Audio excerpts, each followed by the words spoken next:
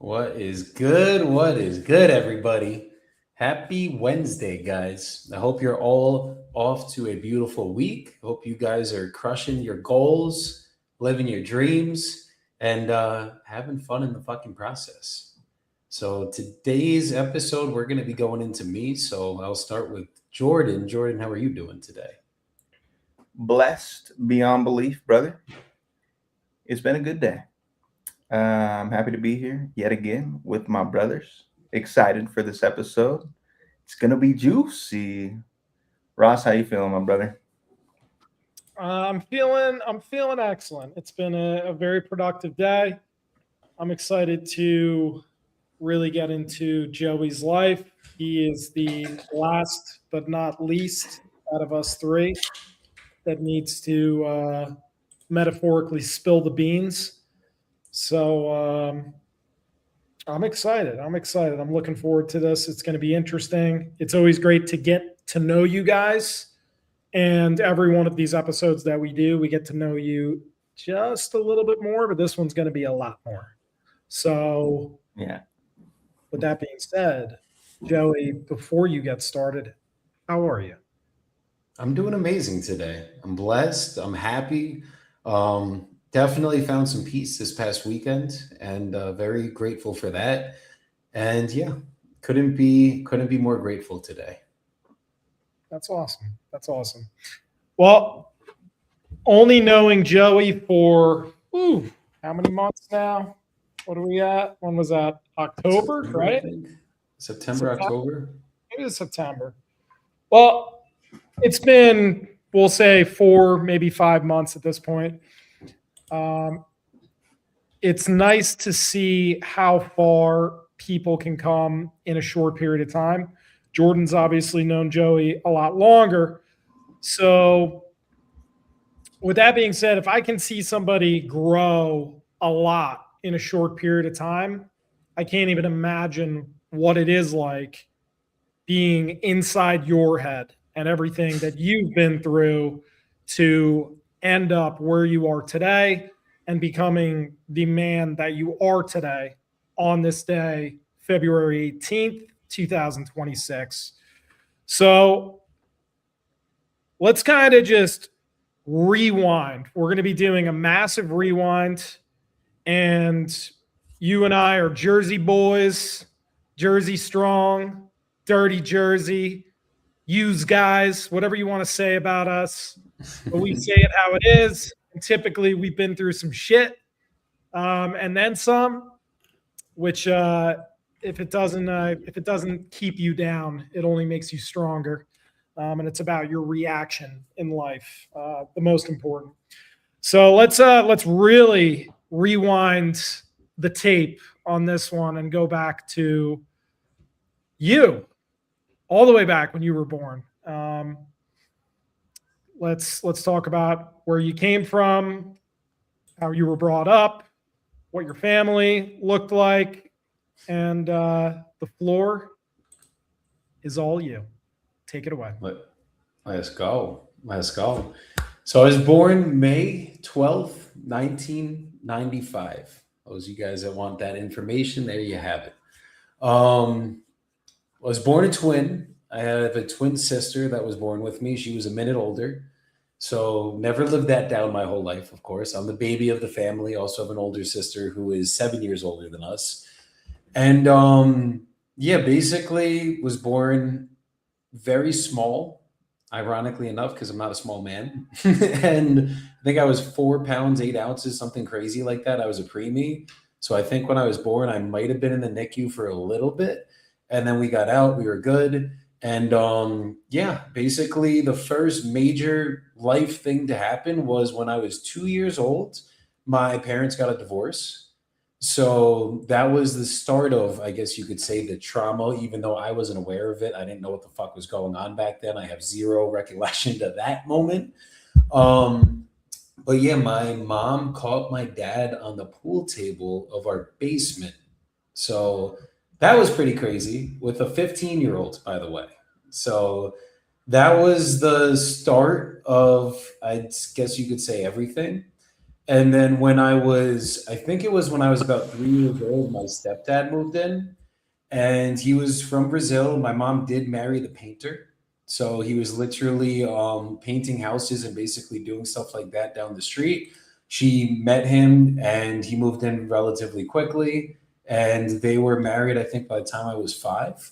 So early recollection of everything. I remember like the earliest memory I think I actually have was the day. I don't know if it was the day my dad was officially leaving, but I remember we were giving him a snow globe and I dropped it on the ground. It broke.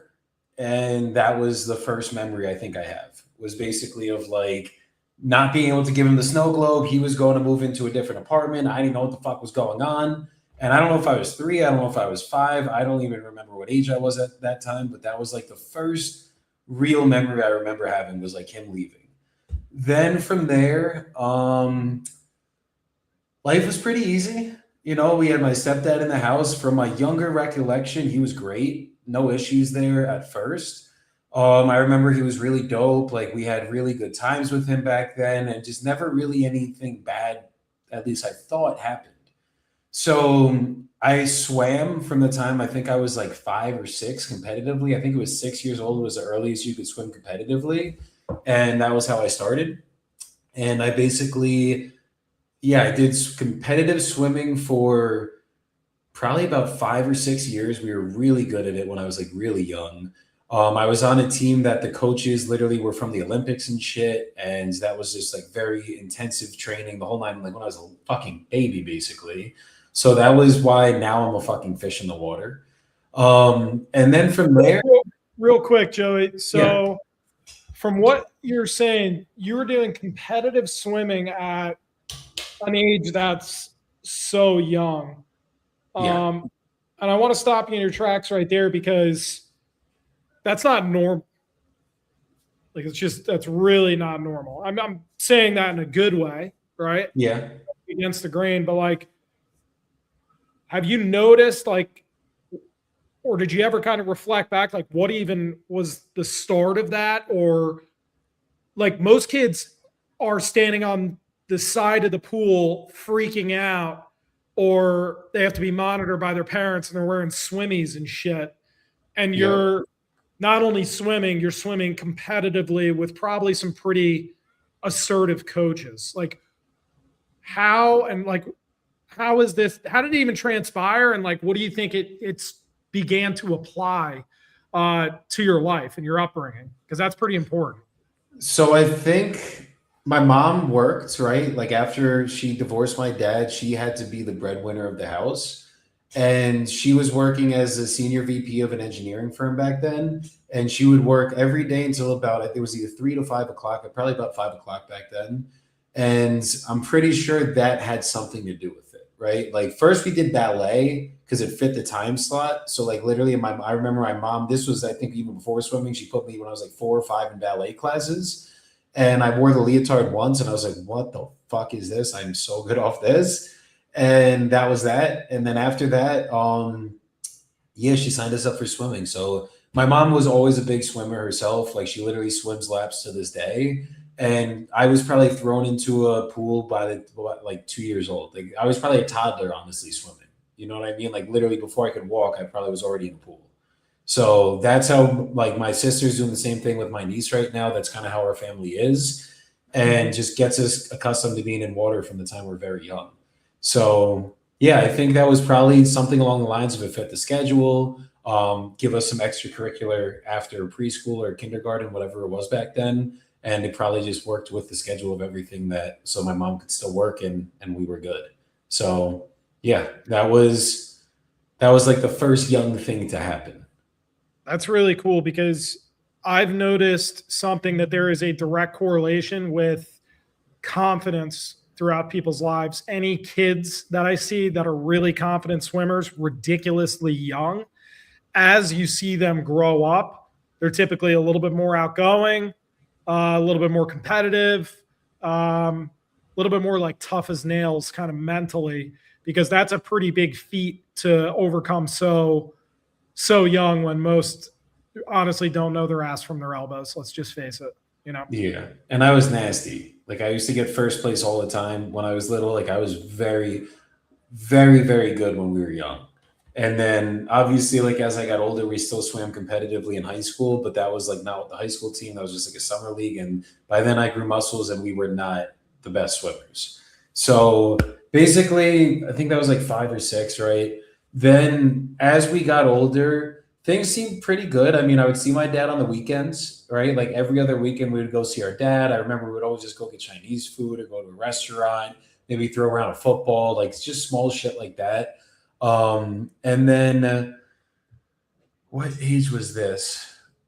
6th grade or 7th grade, I can't remember the exact year, was when the first real crazy thing happened. So basically, when I was in probably 6th grade, it was either 6th or 7th, I remember like everything's normal, hanging out with my family, we're watching TV, and we get a knock on the door. And with that knock on the door, it was DYFS. DYFS is in New Jersey, I don't know if it's like this in the whole country, but Child Protective Services. And they were at the door because my older sister at the time had just gone into the hospital. She went into the hospital for a eating disorder. She was bulimic. So we didn't know what was going on at the time. I remember obviously she went into the hospital. Like we would go visit her the whole nine. I was still very young, didn't really know exactly what was going on back then. And she went into the hospital, and then we got that knock on the door, and that was when it was like the glass started shattering, I guess you could say. So literally, we had that knock on the door. My mom was freaking the fuck out at them. They're like, "What the fuck are you talking about?" Like I remember it was like a whole big thing when we were little, and they basically said that my stepdad had touched my sister. So that was the issue. That was the first real traumatic thing to happen. So from there, from probably I think it was like 6th or 7th grade up until freshman year, it might have actually, I think it was definitely 6th grade because this was a couple of years of this that happened. We basically had DYFS in our lives and went from going to therapy a couple times with them to we had someone live in our house, like literally had a fucking DYFS representative live in our house and like what's it called, observe the house, see if everything was really good. And then there was just a whole bunch of shit that happened. Like that was when I started getting a little older. 7th grade was probably the first time my stepdad started hitting me. So I remember I was like, there'd be times where I'd had an ex-girlfriend at the time. I'd be on the phone with her and he would just come and just start beating the shit out of me. Like I don't even know, like maybe I would do something wrong, something like that. And there were a couple of times where like literally I remember one time I went into the garage like in the middle of the fight and he just came in there and just beat the living shit out of me and fucking my ex-girlfriend heard the entire thing. And like I had like fucking cuts on my mouth, like the whole nine, and that was just fucking crazy. So basically from I don't know if it was 6th grade, 7th grade, something along that time, that was when it started. That was when like the alcoholism started with him. At least I saw it start with him. And that was when things started to turn for the worse. So first it was my sister getting the eating disorder. That must have happened from like 6th grade, something around that time. Then DYFS came in the house. And then from there, he might have even hit me in 6th grade. I don't even remember at this point. But there was something that started there where like the abuse started, we could call it. So I remember there was a time where we were in therapy and my mom bribed us because he had taken away texting at the time. So this was probably like 7th grade, 8th grade, something like that. And weren't allowed to text my ex-girlfriend. And obviously as a kid, I wanted fucking texting. So my mom was like, "Oh, I'll give you texting back if you say that he didn't hit you."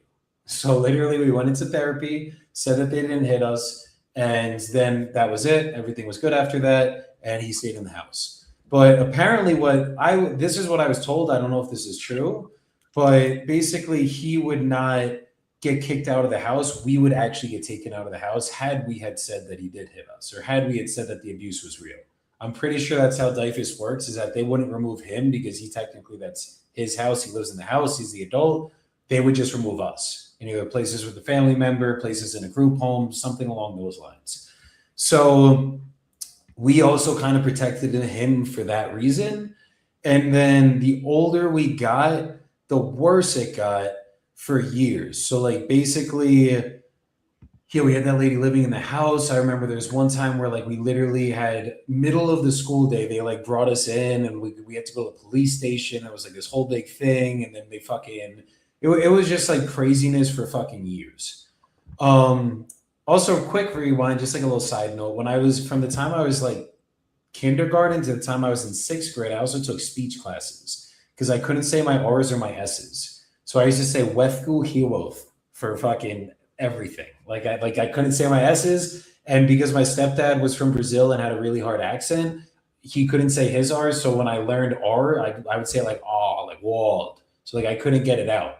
So the R I got down really quickly, but the S for whatever reason that speech teacher never got me out. Like she was telling me to say S with my tongue at the top of my mouth. If you guys try to do it like F, like you can't like it gives you a fucking list. I'm like, what the fuck? I think she was trying to keep me in the speech class because I might have been her only kid.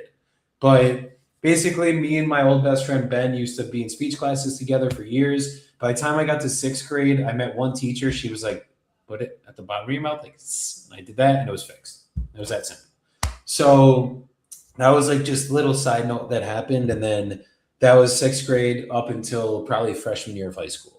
So during this time, I started playing football. Probably sixth grade was fifth grade. I started playing flag, or sixth grade I started playing flag. Seventh, eighth grade, I played tackle football, and that was like my life. Like I love tackle football. I was fucking good at it.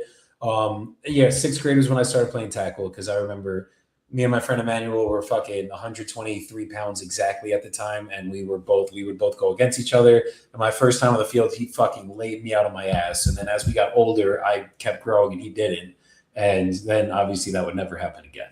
So yeah, played football up until freshman year. I played, started wrestling in eighth grade.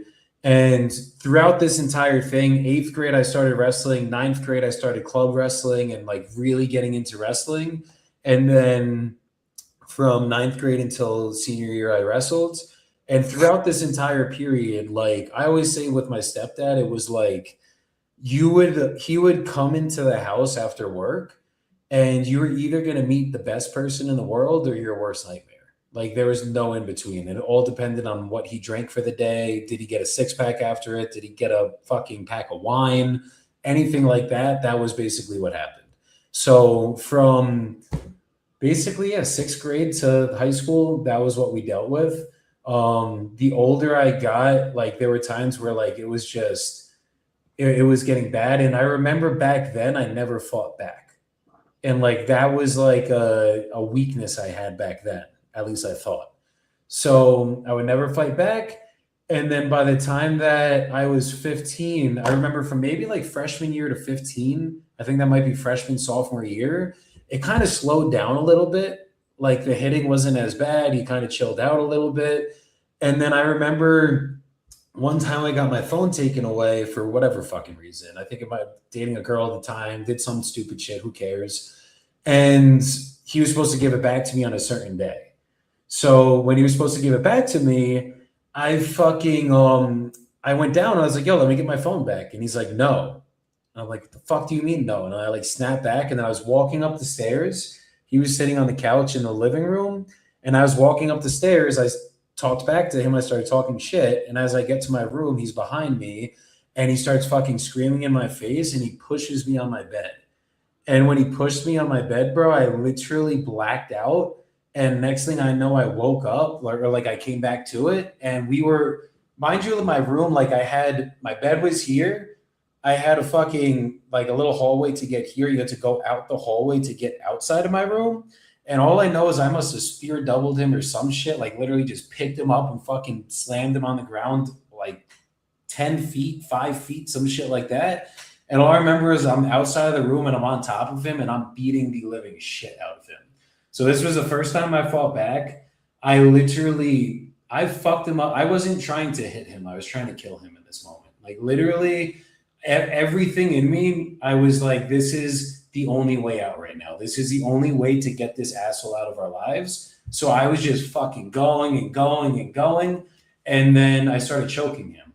So as I started choking him, his fucking eyes started swelling shut. Like literally I saw the blood going into his eyes. And then I don't know how I stopped, got off of him. I'm pretty sure I broke both his orbital bones. Like I fucked him up. And I was only 15 years at the old. And I was only 15 years old at this point. And this is kind of the important part of the story because if I was 16, I would have gone to jail in New Jersey. He didn't have to charge me with anything. I literally, like, he was so fucked up. The police got there and they were like, Jesus Christ. So he went to the hospital and then he didn't press charges at the time. So after that, he didn't touch me. Like, basically, I got all that shit out. He did not touch me. And yeah, basically, that was 15 years old. Then from there, what would happen was he was still alcoholic, right? So he would still get drunk. And now what he would do was he would try to egg me on. So like from 15 to 18 until I left the house, first of all, once I got a car, I was never home. Like I literally I had an ex-girlfriend at the time. I would sleep at her house all the time. I would be out of the house as long as I could. So that was like the first coping mechanism you could say with it when I was younger. And then you at that time, did you consider your house essentially not a home? Oh yeah, fuck no. There was no home there. Like, and we grew up in a beautiful house. Like if I showed you guys my house growing up, I always joke and say it was like it looks like we grew up rich, but my mom was struggling the entire time working, trying to put bread on the table. He would bring in 20 to 40,000 a year. That was it. And in New Jersey, our fucking property taxes were probably 15, 20,000 at the year. So my mom basically had to do everything. And yeah, basically it was like a beautiful house, but not a home at all back then. Like you did not want to be in that fucking house. So my older sister throughout this whole time, she ended up moving in with my dad. Then she got older, moved fully out, and she never made it back in that house. My twin sister, me and her were basically in that house, and I was trying to be the protector, and that was it. But like for the most of that period of time, I was just away from it as much as I could. So then we got older, and during this time, this is a big part of the story too. My mom, during 2008, so that was like 2008 was what, 7th grade? My mom got her hours downsized. So that was during the recession. She was working as a senior VP for an engineering firm. They downsized her hours. And then a couple years later, she quit, got a job with PSENG, and basically had to fully turn around her life or change careers. So she ended up working for PSENG after that. And then I had to see her basically from senior VP, secretary, the whole nine, to fucking having to rebuild from almost scratch at a completely new company. So basically from there, as I got older, I ended up getting really into wrestling. I went to wrestling club. I remember there was one time with my stepdad where he picked me up from wrestling club, and I'm pretty sure he was drunk. And we're driving home, and there was a police checkpoint in Roseland. And literally they tried to stop us, and he fucking ran right through the checkpoint. Like literally booked it, went all the way home. Thank God the police didn't come after us. They just were like, yo, what the fuck? And that was it. But probably because he was fucking drunk at the time. So I remember that was like a memory I don't think I'll ever forget. I was fucking terrified at the time. I probably was like right after me beating the shit out of him. So then we got older and ended up getting as I said, very into wrestling. Like my whole life was wrestling for most of high school. So I was like, ended up being the captain of the wrestling team, won 30 matches my senior year, won districts my junior year. Like I was a fucking wrestler and a half. I loved that fucking sport. And I think it was because it was like my first time learning how to defend myself and also just the competition. Like I am extremely competitive. And just like the me versus someone else mentality and it all being me, like it's either I can fucking win or I can lose, and that's up to me. That shit fucking really, really, really phoned home for me. So ended up going to Johnson & Wales to wrestle in college. And after my senior year, my mom ended up getting rid of my stepdad finally. So at first I had came home one time, and this was when my mom was like, yeah, I'm done with this asshole. He's fucking out of the house. At first he was gone, and then I went home from college one day, and for whatever reason, she had him back in the house. So when I'm back from college this weekend, I remember I had my friend over, and when my friend was over, he like some shit happened and my friend left and he was cursing me out or some shit. And basically, he fucking, this was freshman year. After my friend left, he came upstairs, called me fat. And at the time I was fat. I was fucking obese as shit. Like this is when I got really, I probably gained, once I quit wrestling my freshman year after a month because my grades started suffering. And I'm just an all in or out kind of guy. And I learned how to party and I fucking went into that. So basically wanted to party way more than I wanted to wrestle at the time, completely gave it up and went into whatever. So got really fat. Like I was 250 going into college, shredded out of my fucking minds because I literally had a strength and conditioning coach the whole 9 going into college. So like I was fucking giant, probably one of the biggest I've ever been other than maybe now. And then the second I quit wrestling, I started drinking, I started smoking, learned about cocaine, started doing that. And that was the start of I call this part of my life the self-hating and the fucking self-medicating part of my life. So basically that time I went home, he fucking called me fat. My mom looks at me and she's like, well, he's not wrong. And like that shit in that moment broke my heart. I was like, what the fuck? Like, fuck both of you. So after that, he started talking shit. He walked out of the room, kept talking shit. He was downstairs now.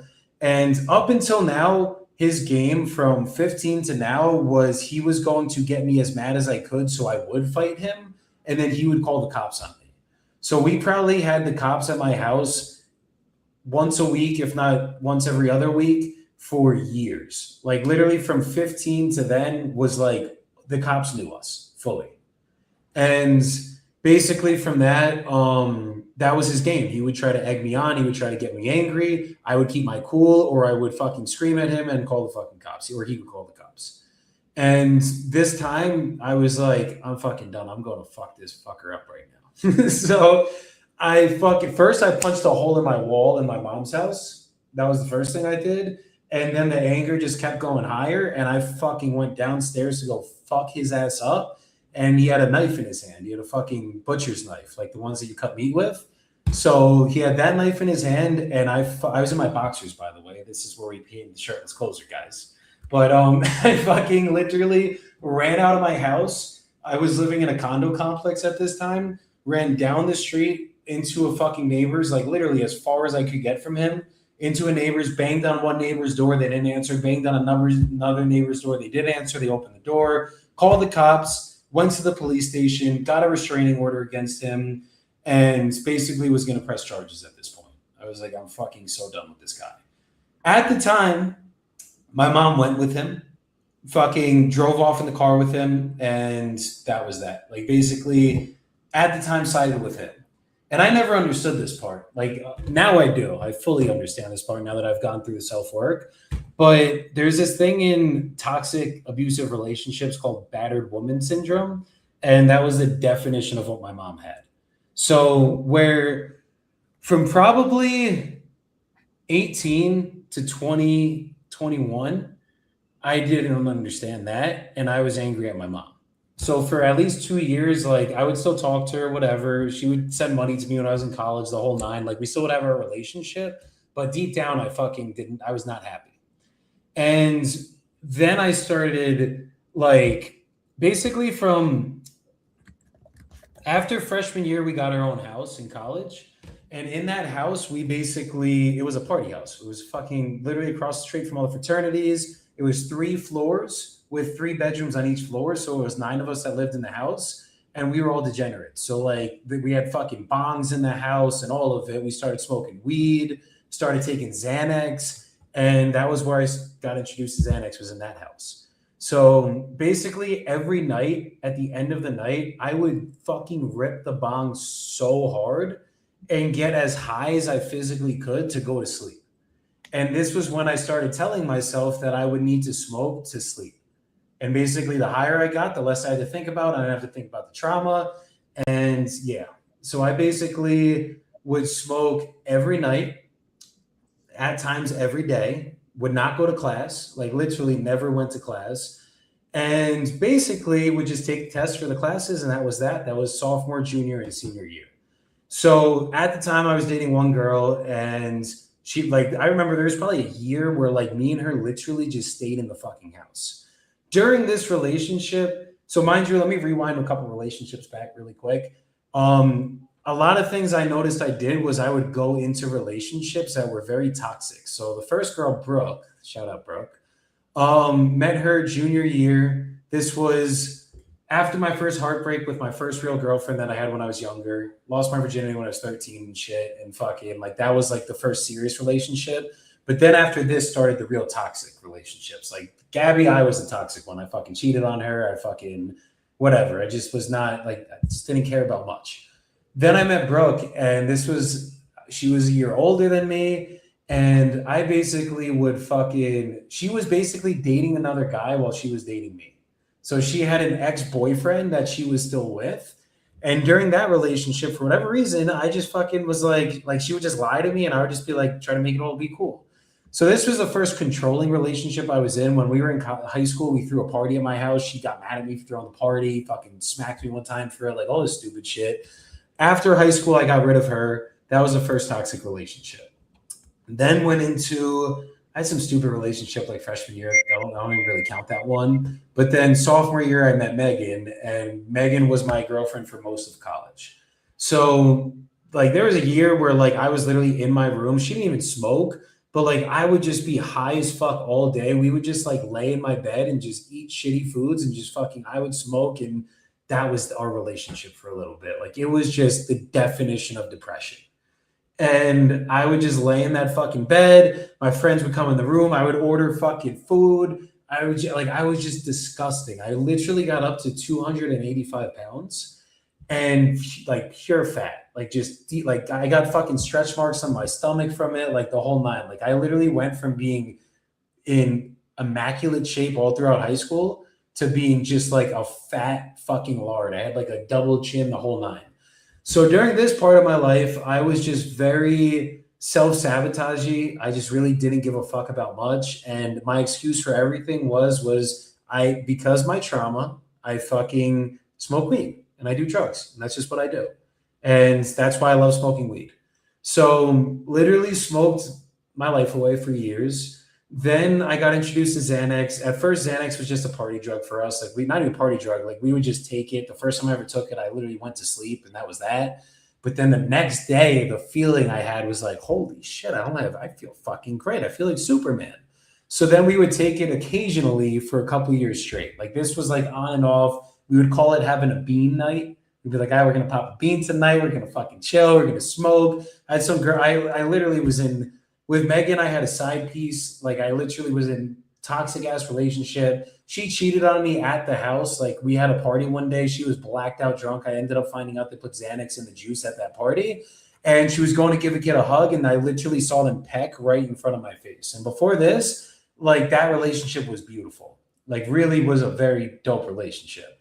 And then that happened, and like that broke my heart on the scene. I remember I couldn't unsee that image.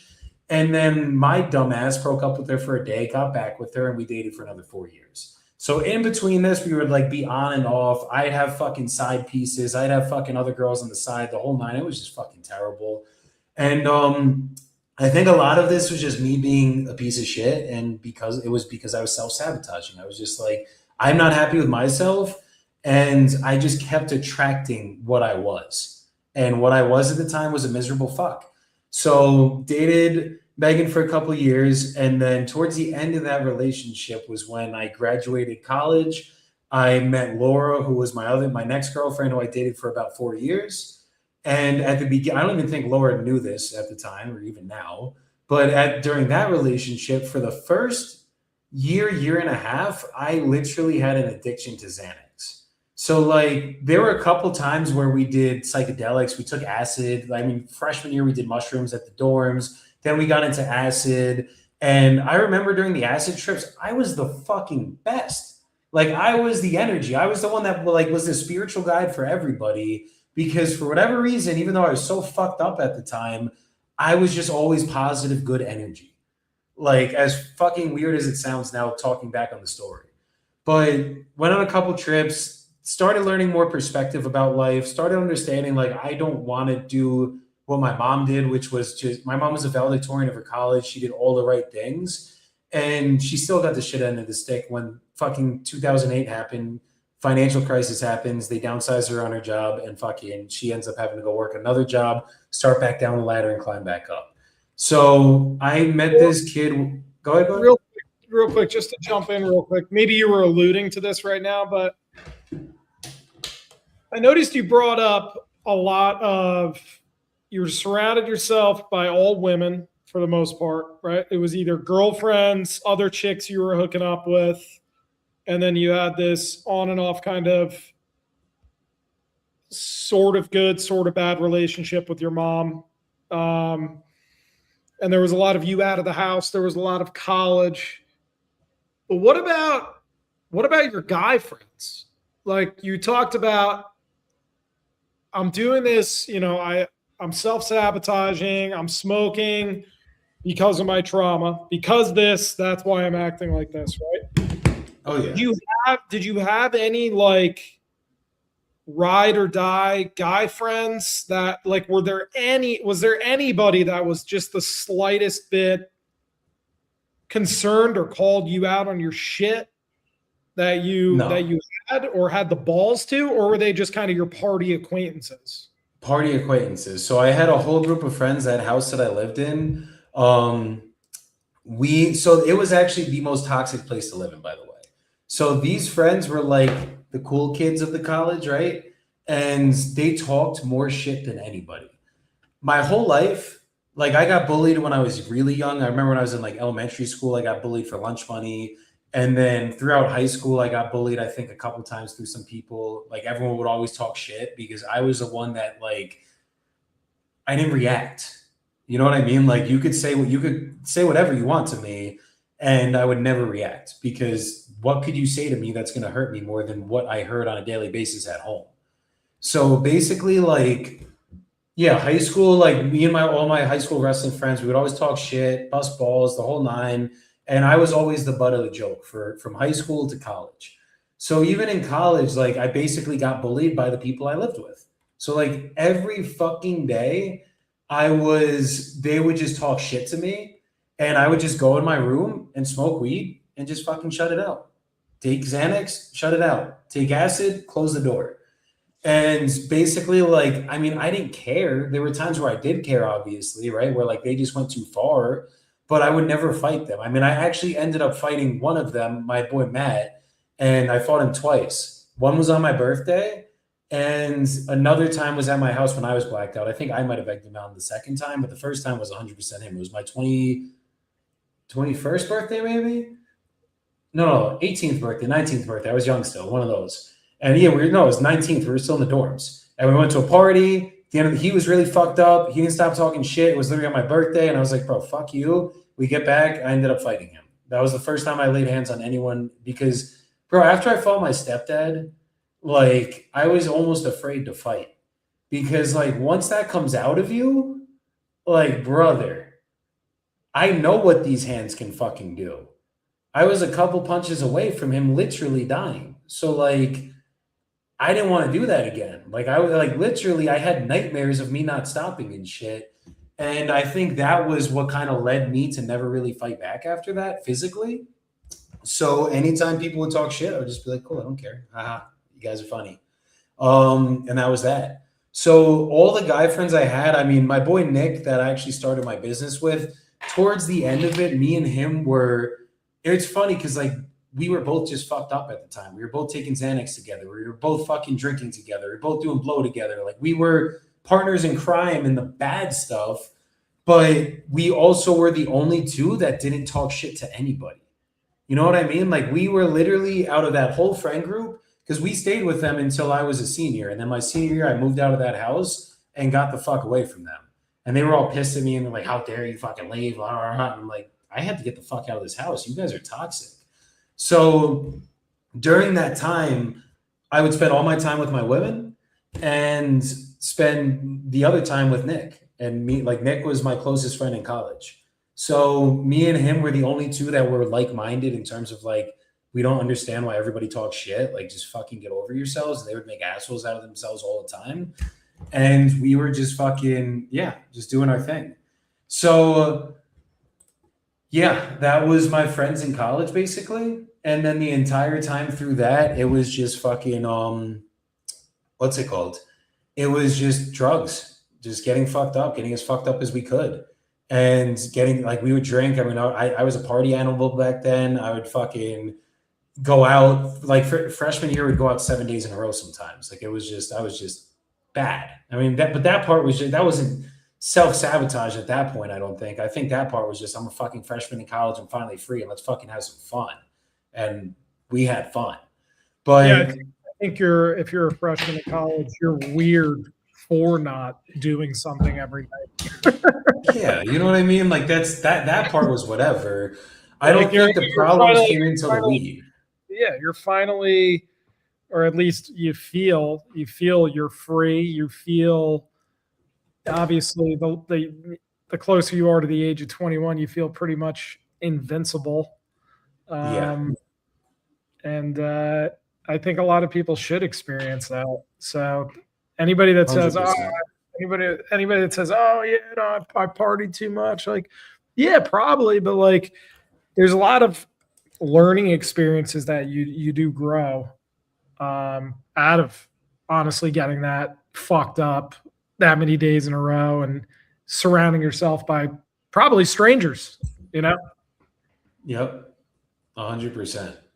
So yeah, I think looking back on it, I definitely put a lot of my female energy into women. You know what I mean? Like my motherly energy into women, because as I've gone through a lot of trips now, what I've noticed is my mom did have to become the man of the house, even though we had the stepdad in the house.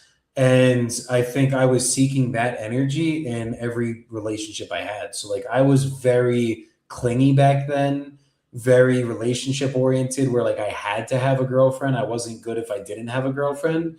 And I think that came from yeah, just like not having that motherly energy, even though my mom was the fucking best. Like looking back on it now, she did it like now our relationship is where it is. I know the fucking value my mom brought and did and everything. But I've even told her like she had to become the man of the house, and that masculine energy took over, and which also didn't give us too much feminine energy to get raised by. So a lot of that literally probably was getting seeking in all my relationships, which were toxic. So basically, I got addicted to Xanax and fucking I don't even know. It was like I had gotten my first job. The reason I met at first I wanted to go into finance and work in finance. I was going to work for mutual funds, doing what my stepmom was doing at the time. She was working in for BlackRock. And then I was literally like in the finance major, the whole nine. And then my fucking this kid Jake Douchlander that we met, or Deutschlander, we call him Douchlander because he's a douche. But he fucking his dad was the owner of the number one independent financial planning firm in the country. It's called North Star Financial. So they did financial planning for doctors. And I met him and I met Jake, and he's like, yo, you got to meet my dad. He might be able to get you a job. Like, he's coming to town. I think you guys should sit down. Went on a meeting with him, went to like some fucking really beautiful restaurant in Providence at the time. And he told me the story about how being a financial planner, you can actually help people, and how you're not fucking just like, if I was selling mutual funds, I'm selling to the financial planners, which means like technically I'm not helping anybody. I'm not solving any problems. I'm just selling a product. But in financial planning, you actually can like show these people how to change their lives, how to protect their families, how to fucking make it so that they can actually have money in retirement, the whole nine. So I really like that. Ended up getting an internship, North Star Financial. That summer, I went to the internship. This was before Xanax really got bad. This was like I was still kind of just dabbling and just smoking weed every day, and that was that.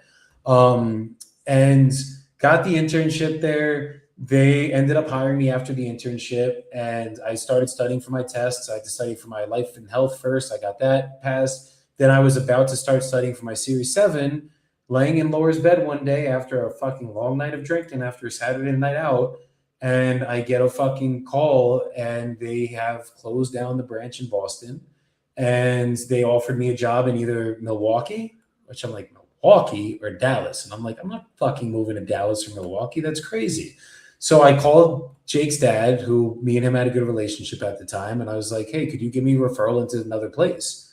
Like I want to work with you guys, but there's no way I'm moving out like that far." So they ended up putting me in touch with like Barnum Financial. Long story short, I got the interview with Barnum, went there. You guys are gonna laugh at this part of the story. They had a panel interview. So like the first interview was just a normal in-person interview. That was that. And then they told me during that interview, the next stage was going in front of a panel of 5 people. And I basically had to have this whole thing prepared and pitch in front of them. And that scared the living shit out of me. So I then met one of my boys at the time, Claude. He was like, "Yo, we're actually opening up an insurance branch in New York. It's with this guy Spiro, really cool guy, fucking blah, blah, blah, blah, blah. He's been fucking doing it successfully for a long time. We're going to merge together. We're going to have leads for you guys. We're going to have everything come through." And like a bunch of our friends were starting to go with them. So it was like, okay. So I ended up meeting Spiro. Should have known the time I met him that wasn't the move, but I mean, whatever. Thank God I did meet him. Thank God I did go through it. But he wasn't opening the office for another 6 months. I think that was when Claude was graduating. So this was probably like September, October when I heard the news. By November, I got a job with BAO, by appointment only, where my roommate at the time, Miguel, was working at. And he was killing it there. They were making like almost 200 grand a year. Shaq was in the fraternity, Teak or whatever. That was like one of the big fraternities on campus. He was a savage at the time. His whole fraternity ended up getting kicked off campus, got kicked out of the Johnson and Wales, the whole nine. Like it was like criminal type shit. It was fucking really bad back then. And they literally made a documentary on them. And fucking after that, a couple guys from their fraternity went to work at BAO. They all got jobs there, and Shaq was fucking killing it, bro. Like literally, he was making like 200, 250 a year, some crazy shit. Started flipping houses, the whole nine. Had a fucking Mercedes. So I was like, oh cool, I'll go work there. I'll cake up some money, and then once I'm done working there, I will go work for Spiro, and I'll quit. So I'll be there for 6 months, and that was that. So I got my first or my only corporate job. So I fucking went to HR, got the job, interviews, the whole nine, and fucking did training. We had to go up to like Andover, Massachusetts for training. That fucking sucked. And then that was that. I got the job. I started working, and then my ex-girlfriend Laura at the time wanted to go to Miami, and we were going to go for her birthday. So I had to ask for PTO, and I think this was what forever made me never get a job again after that. And having to ask for PTO just did not sit well for me. The only job I had before this was a lifeguard, literally working at a country club. Sounds bougie, but my boss was the biggest hard ass at the time. I used to have to pick the grass out of the cracks of the concrete. I used to have to scrub the pool with a magic eraser. Like I did a lot of manual labor at that job, but the rest was just sitting on my ass watching fucking people in the pool.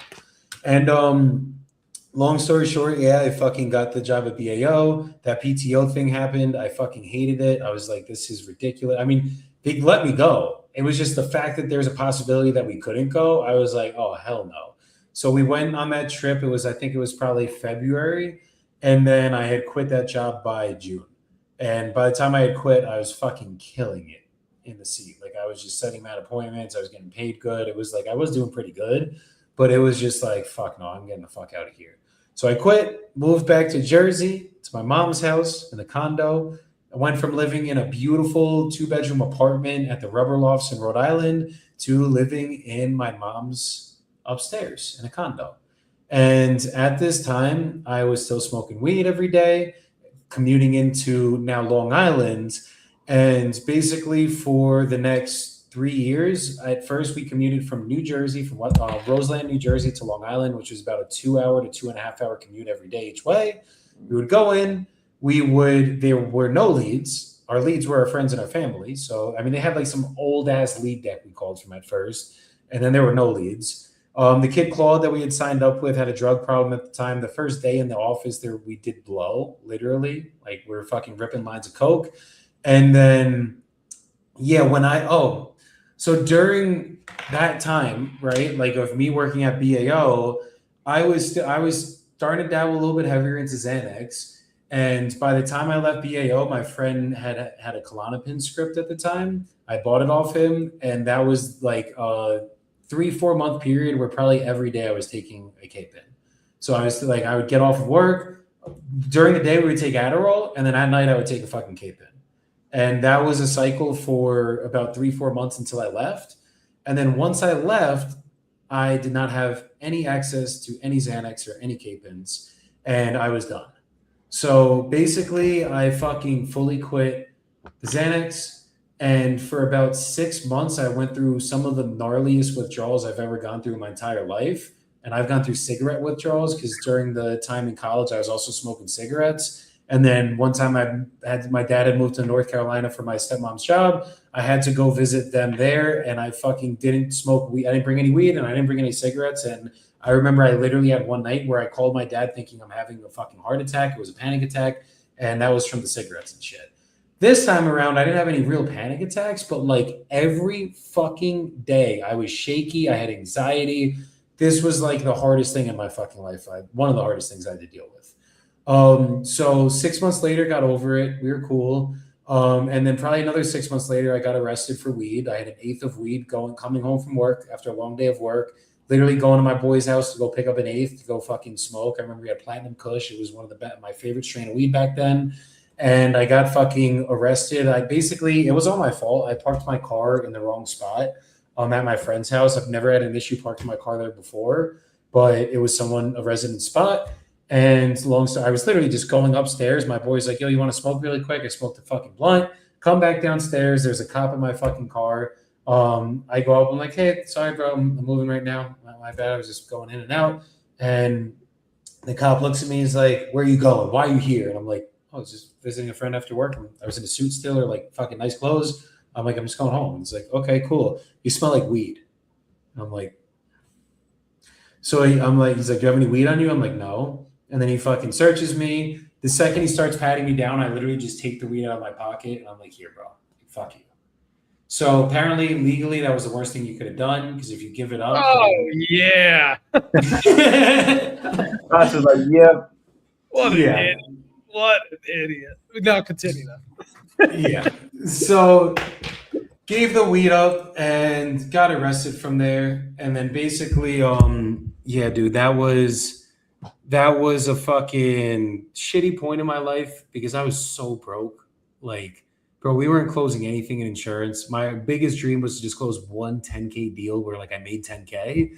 And like I was reaching out to my friends and family. I signed my mom up for a long-term care policy. I tried to sign my cousin up, cursed him out because he didn't do it with me. Like it was just like it was just not fun. So let me ask you this real quick, because you've talked about this in the past.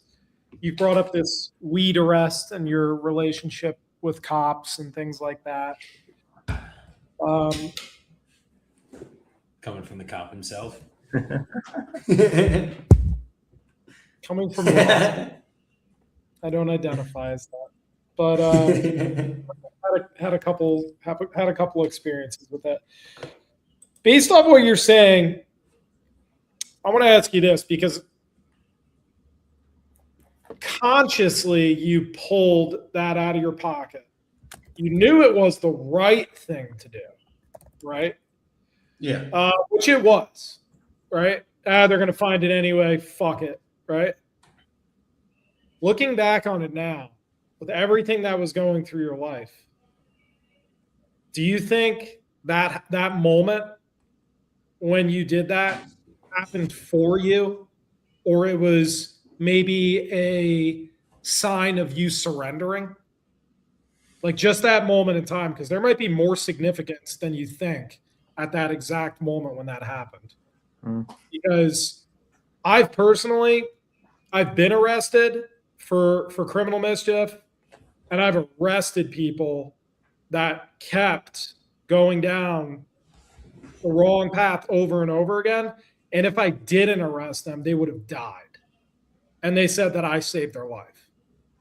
So I know that's a little aggressive and going like way to the other end of the spectrum, but I'm letting you know like what things could be if you keep up a lifestyle that you're going down. And you didn't really talk about a lot of saving grace guy friends that may have kicked your ass or whipped you up into shape or verbally straighten your ass up, right? So you didn't really have a whole lot of that. So that moment in time, looking back on it now, knowing what you know now, Like, what were some things that you pulled out of that moment, however many years later? I think it was a very pivotal moment in my life because obviously, like up until now, I never did anything wrong legally. Like I was all my whole life. Anytime anyone was being an asshole, I was just like, no, I'm not about that. Like I'm the good one. Like I'm not going to fucking go to jail. I'm not doing this shit. Like I always had a good head on my shoulders with that my whole life. Other than obviously everything I just told you with all the drugs I did, all the bullshit I did. But literally, in terms of like with the law, like if I mean, oh fuck, I didn't even tell you guys. I actually almost got a DUI when I was in high school as well. I didn't go over that part of the story, so maybe I'll touch that after. But in terms of the weed arrest, 100% was a pivotal moment in my life because before that arrest, I had not stopped smoking weed for the entire time, right? Like literally from the time I was in college until that point, every day. And never had anxiety with weed, never had any bad parts of weed. I loved weed at the time. Like that, Mary Jane was my best fucking friend. So when I had stopped smoking, I read the book. I think this was when I read the Grant Cardone 10X rule. It might have been that book or it might have been a different one. I think it was a 10X rule. And I had Where did that come out of that? Like where did I find that? Yeah, like what influence? Not everybody that's a stoner is like, you know what I'm gonna do? I'm gonna read a book by a fucking centimillionaire on 10xing their fucking life. Like, where did that? Like, I was already an entrepreneur the whole time I was a pothead. So like me and Jordan have talked about this before. I was gonna be a successful pothead. Like literally, I refused to believe that weed was a negative influence on my life at this point. Mm-hmm. So like that girl Laura that I was dating at the time, she hated that I smoked weed. Literally, so when we were in college, I remember like when we first started dating, like she smoked a couple blunts with me. Like I would go to her house, we would smoke, go in a room, chill out. And then after I graduated or after she graduated, I think it was after she graduated, she did a 180 on weed and started hating it. And I'm like, you should smoke with me. So we used to literally fight every day for 3 years straight about me smoking weed. And I was always like, dude, I smoke weed, but like I go to work, I get my job done, I'm growing, I was going to the gym at the time, I'm fucking doing everything right. Why does it matter if I smoke weed? And like that was literally my story for a very long time.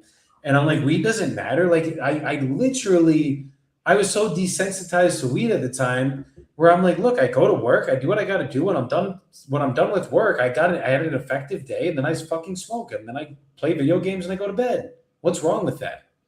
And at the time, like she was working her first job, and like we would never really see each other, only on the weekends. I'm like, I can't even fucking see you. So what difference does it make if I'm fucking smoking weed? It's not like we're on the phone at night. You're fucking busy doing your own thing. So let me ask you this with the weed thing and kind of normalizing it, right? Yeah. Was it, I don't know if this is a Jersey thing, because it was a pretty normal thing to do there, because we're kind of near like New York City and just like whatever. It's just kind of like the vibe over there. But like the normalizing thing, like I was more of a drinker, so I would get a lot of shit from my friends that were smokers. And I'm like, you've got a fucking problem with weed. I don't even remember the last time I've seen you not high. Mm-hmm. And they're like, oh, it's better than you going out 4 nights a week getting all fucked up. I was like, neither are good, right? But they always put up this massive front saying marijuana is like, it's not a fucking drug. It's not that bad. And I'm like, every time you fucking stop for even a little bit, you have insane anxiety or you're a nasty motherfucker to be around. So you do have a problem with weed. And they would always just get pissed off when I said that.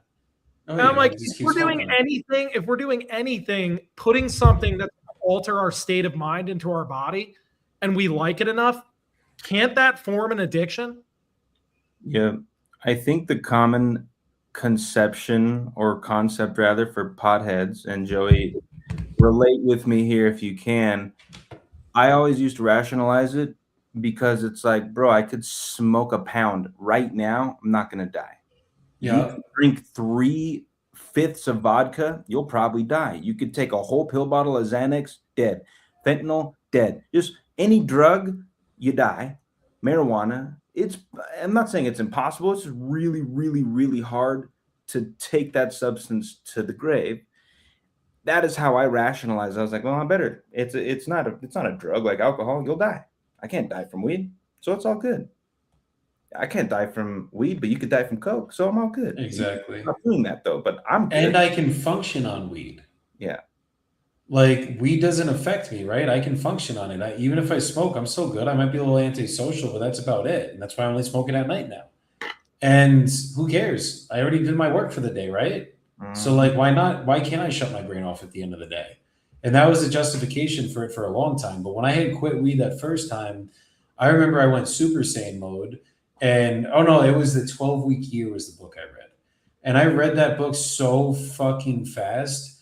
And my brain was like on fucking turbo mode. This is my first time ever not smoking weed. And like I didn't have the anxiety. I think the first 2 nights I couldn't sleep. And then after that, I was good. Not good, but I was better. And I was just like crazy energy for like 3 weeks straight. And then something changed and I started smoking again slowly. And yeah, dude, it was just like, I think that me having that sobriety and seeing that was one of the best things that could have happened at the time. And I think after that, a lot of it was me fighting my ex on like justifying why I should smoke weed, right? It was like my ego got risen from that. And it was like, well, you're telling me I can't smoke, so I'm going to fucking smoke now. And basically, that was like right before COVID. And then then COVID started, and I had just learned about wholesaling and basically was like getting slowly into it. We went to Miami together. When we went to Miami, I wasn't smoking weed again because I think I was still going through the court cases at the time. And basically, once COVID, no, we were going to Miami. On the way back, that was when COVID literally kind of started. Like it was like the first outbreaks were happening. And I remember we were on the plane and I was like, we were not wearing masks yet, but it was like, I was fucking worried. And then we got back and COVID really started. And I was at my house and my ex-girlfriend moved back up to fucking Connecticut because it was COVID and no one knew what was going on in the world. So she wanted to be with her parents. And I was alone again. And I just beat the court case. So I literally hadn't smoked probably for like 3-4 months at this time, maybe 5 months. And then literally COVID started and I grabbed an eighth and I started smoking again. And then I didn't stop. And then basically then I would go up to visit her once we were allowed to go like back and shit or like go in person and stuff. And for the first couple of times I would go to visit her, I never admitted that I started smoking weed again. So I was hiding it from her. So for a long time, I had to hide it from her. And like, I brought a vape. I fucking like literally would have a vape up in my fucking, like bring it up to her parents' house, smoke the fucking vape at night, like sneak in the bathroom, shit like that, take edibles, sneak an edible to her fucking house. Like for the whole beginning of COVID, she had no idea I was fucking smoking and I was getting stoned, bro, like fucking beautifully high. So then eventually there was one time she found it. She was like crying and shit, freaking out. Like she found heroin in my bag or something. I'm like, it's fucking weed. Get over yourself. Got in a big fight about that. And then I also realized at the time that I thought in our relationship that we were just fighting because of weed. And then I stopped smoking weed and we were still fighting. And I'm like, oh, no, this is just not a healthy relationship. We fight over everything. Like it doesn't, that was the first girl I dated that didn't cheat on me, other than Gabby, the first one ever. And that was the girl that God gave me to show me that fucking there are women out there that are not cheaters. Because until her, I thought every girl cheated. Like that was all I attracted was cheaters. And basically, yeah, I had that relationship where she was just toxically controlling. Literally tried to control every aspect of my life, to my diet, to like everything. And it was just not a fun environment. So ended up breaking up with her. Basically when we had closed our first 2 deals wholesaling. So like we were getting into wholesaling fucking like beginning of COVID, I was smoking weed every day and literally playing Fortnite for like the first month of COVID. Like literally for a month straight, I didn't do anything but play Fortnite and smoke weed. And this was like during the beginning of learning wholesaling. The only other thing I was doing was this kid was mentoring us on wholesaling and never closed a deal before. And I was doing his classes. Let's rewind just a little bit. Wholesaling, where did it come from? You said you were an entrepreneur. You said you were, reading the 10X Rule by Grant Cardone. But where wholesaling's not just a thing that just like magically appears in people's lives, right? So like, let's talk about like what drew you to it, who told you about it first, what were you listening to, doing, and out of all the things, why sign up for wholesaling? So that guy Shaq that was doing the flips, my old roommate at the time, Miggy, started doing flips with him, and I saw like, damn, these guys are fucking lighting it up. So I always wanted to get into flipping at first. And I was going to network events trying to sell insurance. And at one of the networking events, this kid, Tyler, was like, Joey, when are you going to get into real estate? And I was like, I don't know. When I have money, like I need to close some deals first, get me some clients, let's close some deals, and then I'll fucking do some flips. And he was like, at first he was like, okay, cool. Then I saw him. Then I was door dashing at the time. Like I literally was driving DoorDash, fucking doing deliveries and shit because I was so broke, I needed money. And I was door dashing, and my boy Luke came with me at the time. And Luke was my sister's ex-boyfriend. And basically me and him stayed friends until now. But he fucking was doing wholesaling. And basically while I was door dashing, he came with me one day. I was like, yeah, let's go smoke some weed. We'll go fucking DoorDash, have a good time. I'll fucking pick up some orders. So he came with me and he's like, yo, pull up in front of that house. I want to take a picture. I'm like, bro, that's weird. What the fuck are you taking a picture of a house for? He's like, no, I'm going to send them a postcard and see if they want to sell their house. And I'm like, okay, creepy, cool. So then like he kind of in the car explained to me what wholesaling was. I was probably high at the time. I like didn't even really put two and two together. Then it was either the next day or the next week. Can't remember this part of the story, but I went to that networking event again with that kid, Tyler. And this time Tyler asked again, Joey, when are we doing real estate? And I'm like, dude, I need money. And he's like, bro, you don't need money to do real estate. I'm like, yes, I do. And he's like, no, you don't. What do you mean? And he's like, there's this thing called wholesaling where you could go find fucking houses, do what you're already doing on the phones, call homeowners, see if they want to sell their house. And if they want to sell, then you could fucking wholesale their house. And I'm like, damn, okay, that sounds pretty dope. So I start fucking learning from him. He became our mentor for a second. He was 22 years old at the time. He had to sign a non-compete agreement for like 2 years that we couldn't fucking do wholesaling. He charged us 10% royalties of everything that came from our business. And there was this guy, Todd Miranda at the time, that was a mortgage broker and a realtor that one of the wrestling dads, one of my friend's dads that was in the wrestling team, he had introduced me to Todd Miranda because he was like the guy in New York that you got to fucking meet for real estate and events and whatever. Met Todd, thought he was a really cool guy, had a real Rolex on, the whole nine, fucking really flashy dude. And me and Todd got close. We ended up throwing a networking event for me, which was like the worst networking event I've ever fucking thrown. There was like 5 people that showed up, 3 of which were like my people and like my friends. And long story short, did that terrible event, whatever, got wasted with Todd, had a good time on that part. And then, Todd was like supposed to do it with him.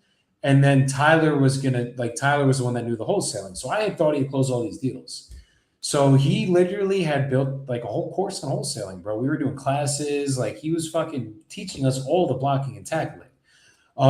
Basically a month in, I had built a whole team of it was like 6 of us, 8 of us, some shit like that. Cause I'm always good at building people. So I fucking found all these people. I brought everyone in, fucking built this whole company and shit. And we were just fucking grinding. 3 months later, there was this kid, Gilly, that was from Mass that I used to play fucking video games with. 3 of the kids on the team were my Fortnite buddies. So we started fucking doing shit, and we were about to like really open up a company. I drove up to Mass to go meet Gilly in person. And I think we had met. Did we meet? I'm pretty sure we met. And then after that, I literally went home and never heard from this kid again. Like literally, like met him. We were about to partner up in the business, three-way partner, Nick, me, and him. And Nick had moved to my insurance firm at the time. That when we were working for Spiro, my last year with Spiro, Nick moved there. Literally was working for New York Life. Wasn't having a good time there. Came over, and then I brought Nick into wholesaling with me. So long story short, that happened with Gilly. Everyone else on the team left, and it was just me and Nick. So we brought in my friend Dimitri at the time, who was my Spiro's nephew, who started wholesaling, or he was doing insurance with us. Spiro had fired him from doing insurance, and I was like, "Yo, Dimitri, you want to come with us? We're fucking doing this." Ended up helping out a little bit. We fucking got into wholesaling from there. Found out Tyler had never closed the deal because one day he's telling us to use Mojo Dialer, the next day he's telling us to use Zen Call at the time, which is now Ready Mode. And I just realized he kept switching me shit. I'm like, oh yeah, this kid has no idea what the fuck he's doing. So basically, once I got the grasp of it, literally got rid of Tyler. He let us out of the non-compete verbally, whatever. And then we went on to wholesale. Realized Todd was kind of sketchy. Crazy shit came out with Todd after. Like he had fucking pictures of him sucking cock and shit, and like blackmail picture type shit. I don't even know. He was into some dark shit. So basically, yeah, that happened, and after that, we went all alone. Now the Rolex makes sense. Oh my god. So after that, we had our first deal under contract at the time, and I remember that I had found out Danny McBrien was wholesaling. Me and Danny went to college together. And I'm like, I remember I was seeing like sending these texts on Instagram, like him cursing out people and shit, cursing out buyers and stuff. And I'm like, what the fuck's going on? Like, what is this kid doing? Ended up being wholesaling. He was in it for 2 years already. And I'm like, what the fuck? So picked Danny's brain on one of the deals. The first deal we ever had, we literally had it assigned. And then the buyer was like, told us that he only needed one walkthrough. We gave him that one walkthrough, and then he needed more because he needed to get a C of O, which like in Jersey, you have to get the town to do a C of O inspection to sell a house, and they had to do an appraisal. But back then, I didn't know fucking it. I'm like, appraisal? What the fuck do you mean appraisal? C of O? What the fuck is this? You told us you only had to be back in the house once. Now you need access. Fuck you. So I actually remarketed the deal with it being assigned to him, deposited in and everything, and sent it directly to him. And he fucking calls me and he's like, what the fuck is going on? And I'm like, what do you mean? Like, why do you need more access to property? And basically, long story short, he ended up closing on it. We got that one done. It was a 15K assignment. Then my second deal, we had contracted like within this process, and we got that one assigned. I was collecting unemployment at the time. We were that broke, and COVID was paying good for unemployment. So we were on unemployment. I think I had gotten like 12 grand or some shit from unemployment, which is like the most money I ever had before closing a deal, and spent that money on leads and basically spent that money on cash for keys for getting the people out of the fucking house. So the tenant at that second deal, we had to give him cash for keys, got the guy out. It was a complete slob, and closed our first two deals the same week, made 35 grand, and thought we knew what the fuck we were doing. So then from there, it took 6 months to close another deal. Then from there, it took another 3, then another 2, then another 1, then another 3, then another 2, like for fucking 2-3 years straight, until I got rid of the team I was with and reshaped everything. And you guys kind of know the rest of that story. Basically went on my own for a little bit, partnered up with 4 people one time or 3 people one time for a month, fired them all after I trained the entire team and realized I was doing everything. And then got rid of them, hired an acquisition manager. That acquisition manager ended up being an old business owner of an insurance call, a company for P&C insurance. We partnered up. He was my acquisition manager, and then I realized he actually had money. He funded me to do Eric Klein's mentorship. Like he spotted me. We did our first 100K month off of $0. Did 127K the month of January 2023. And then we did 60K, and then 20K, and then he quit. Left the business with me, and then I was all on my own and haven't had a partner since. It's quite the journey. Quite the journey. The journey, but wait, there's more. When the fuck did you decide to move halfway across the world, and why? when did I decide to move to Colombia? Sí, en Medellín. ¿Por qué, amigo, hermano? ¿Por qué?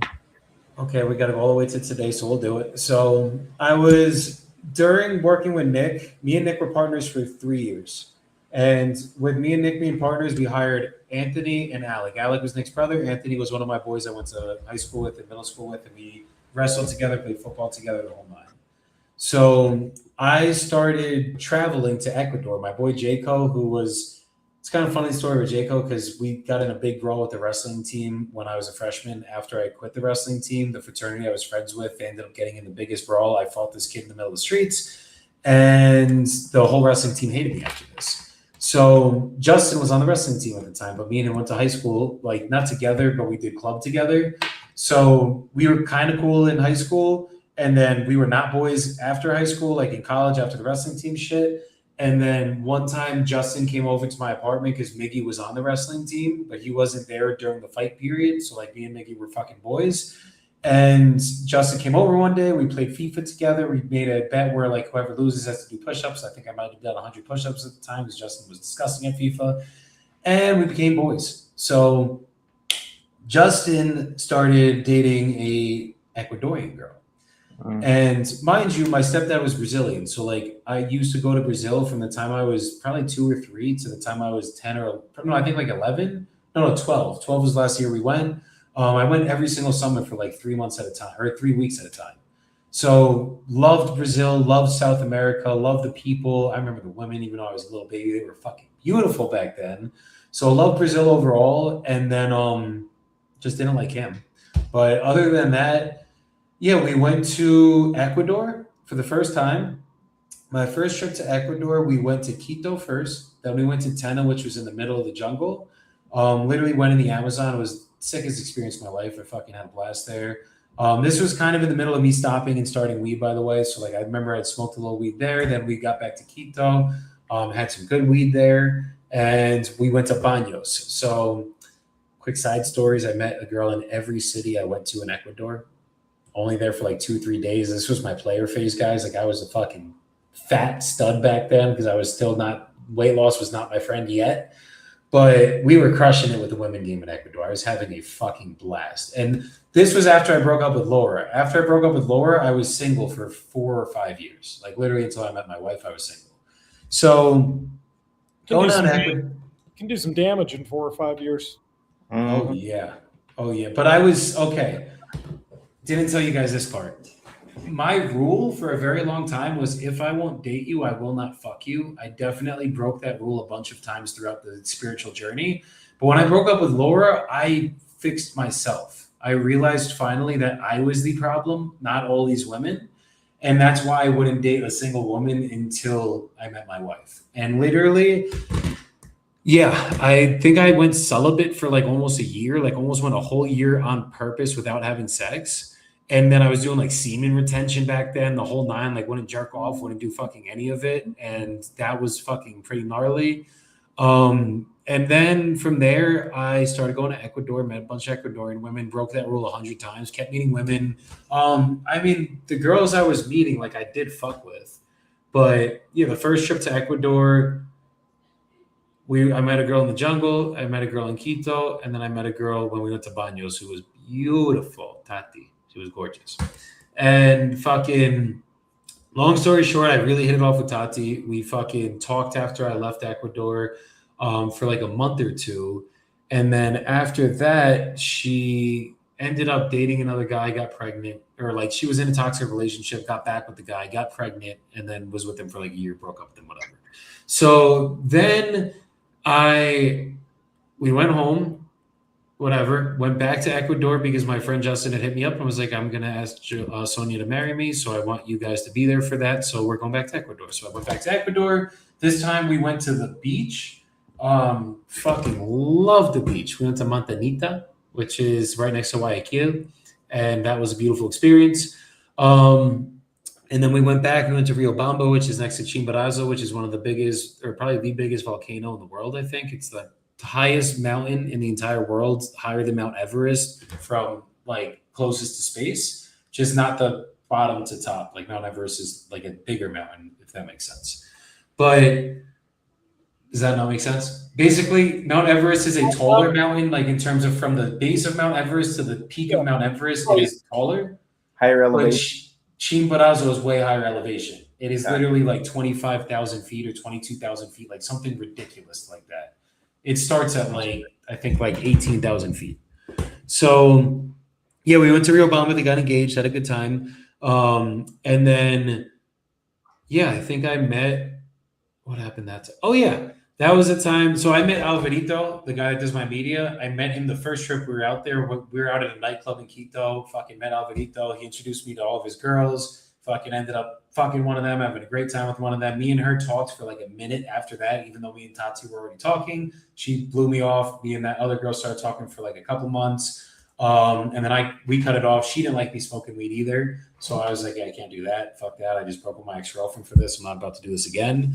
Then went back. This time met a couple other girls. I met this girl, Natalie, and we had a good time there. And basically, I went back again to go visit Tati 2 years later, who had the kid again, which was like, I don't know why the fuck I did that. But she basically randomly hit me up one day, and like our connection was always really dope at first. So I was like, I gotta go meet her. Let me go meet her one more time, put my meat in her and see where it goes.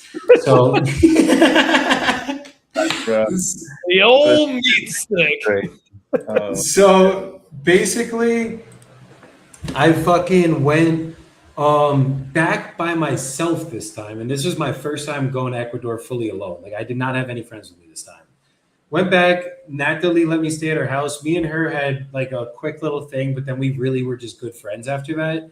And I literally just stayed at her house, her parents' house. They opened up their house to me. I was there for like 3 days. Went to Manta, saw Tati, was with her for like a week, and then did not hit it off with her at the end of it. Like we had fun, but like it was just not relationship ever, anything, nothing. She had 2 kids at the time. There's nothing coming out of that. And then went back to Quito, met a couple more Ecuadorian girls, and met up. I think I'd gone back one more time for the wedding. I think I forgot that part of the story. And then after the wedding, that was when I came back myself for the 4th time. And so I had gone back 4 times, and then I was in love with Ecuador. So then I met, I kept meeting Colombian girls in the U.S.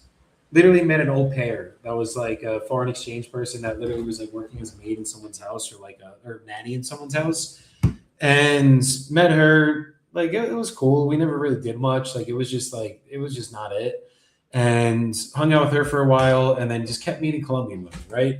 So I was dating a couple girls throughout that period. Not dating. Like nothing was ever official, but it was just like getting into it with them. We would have sex. I wouldn't like the energy. I would get rid of them. And then fucking, I remember the last 2 before I moved to Colombia. One was a Jewish girl that was like, I literally, I had bad energy for like 2 weeks after I touched her. So literally that one sucked. And then I met a Colombian girl that was gorgeous. Had a great time with her. She stopped talking to me because I didn't open the car door for her, some shit like that. It was like the stupidest thing. And I was like, okay. So that one, I remember I was like sad for like 2 days about it. And then my boy Marcel at the time, who was in my old community, he was like, yo, like, why don't we go to fucking Colombia? And this was when I was about to do my first 100K month.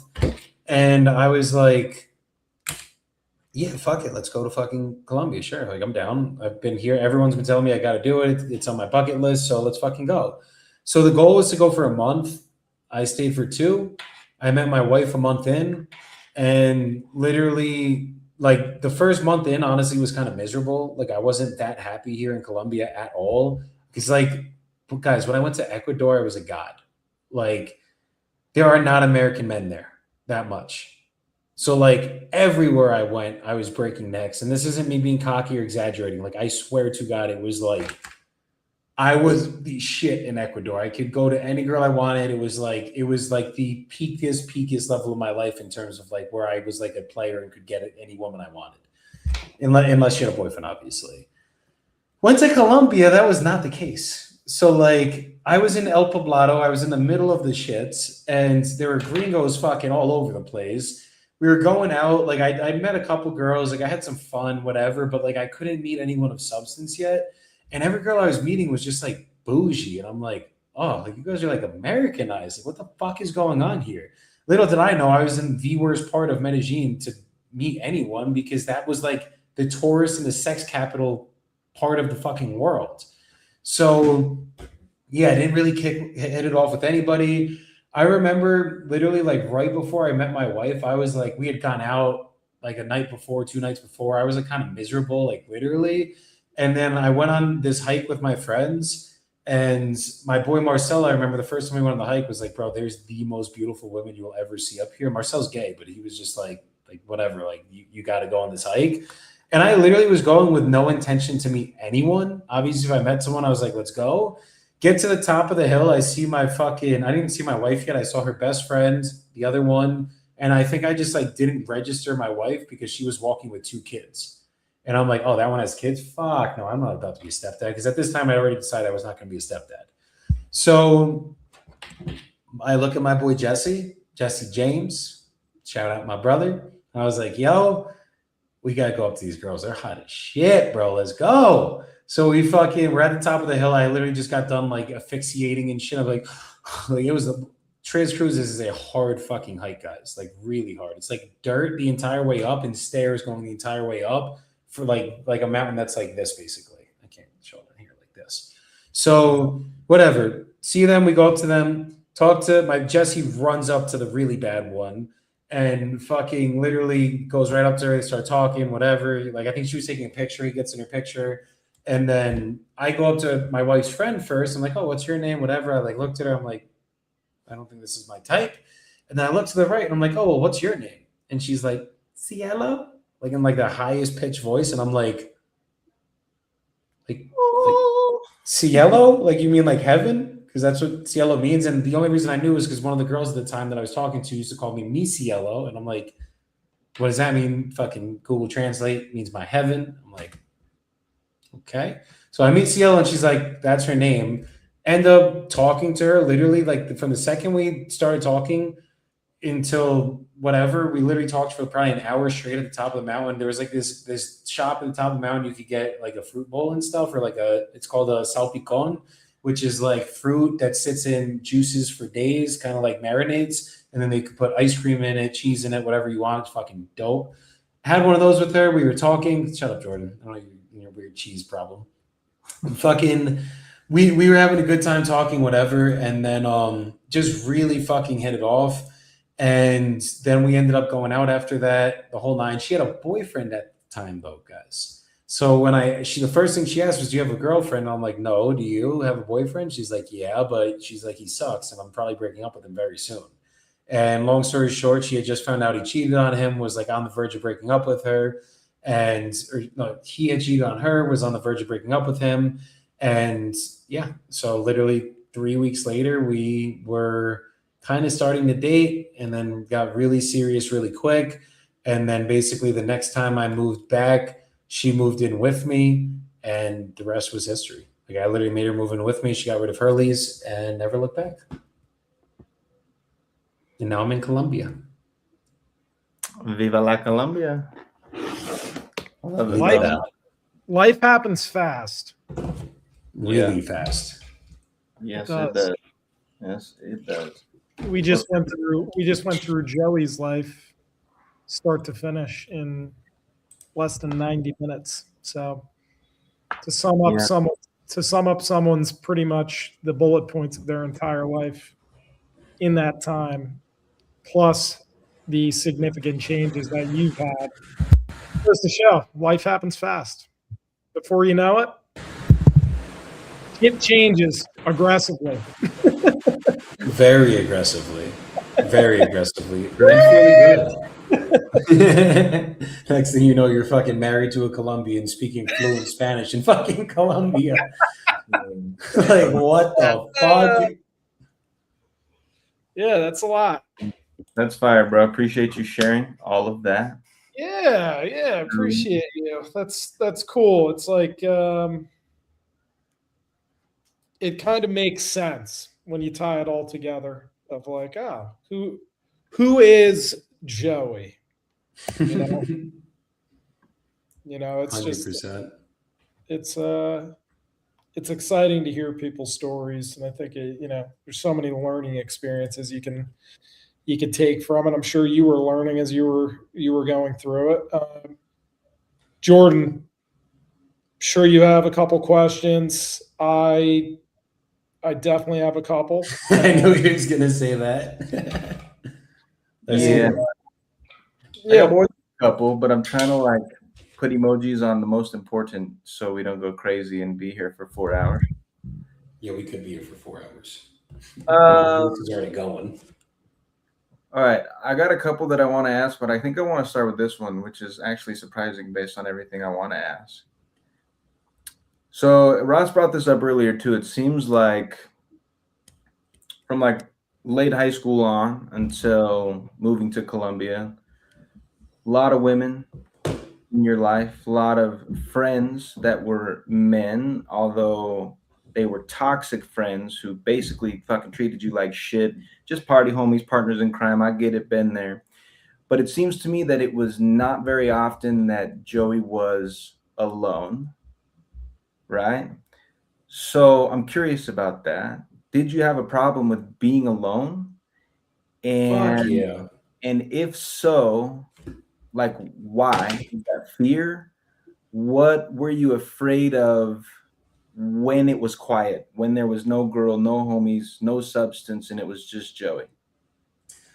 Reliving the trauma, I think. So like I definitely did not like being alone for a very long period of time. It wasn't until I also didn't tell this, but I was story. My grandma fucking had dementia, was living with us for years, and that was a crazy thing as well. She used to scream my name in the middle of the nights, like literally watched her die, the whole nine. So like that was also a big part of that. Basically from when I was working in insurance to when I started wholesaling and was getting into wholesaling. So yeah, I think it was I wasn't ever alone, right? Like I mean there were parts where I mean even when I was in fucking like insurance days, like I would come home, I would have all my friends always at my house. I would never be alone and we would always be smoking weed, having fun and doing stupid shit. And I mean there was even a part I got into Percocets and shit. Like I was doing fuck bro, I was just doing it all.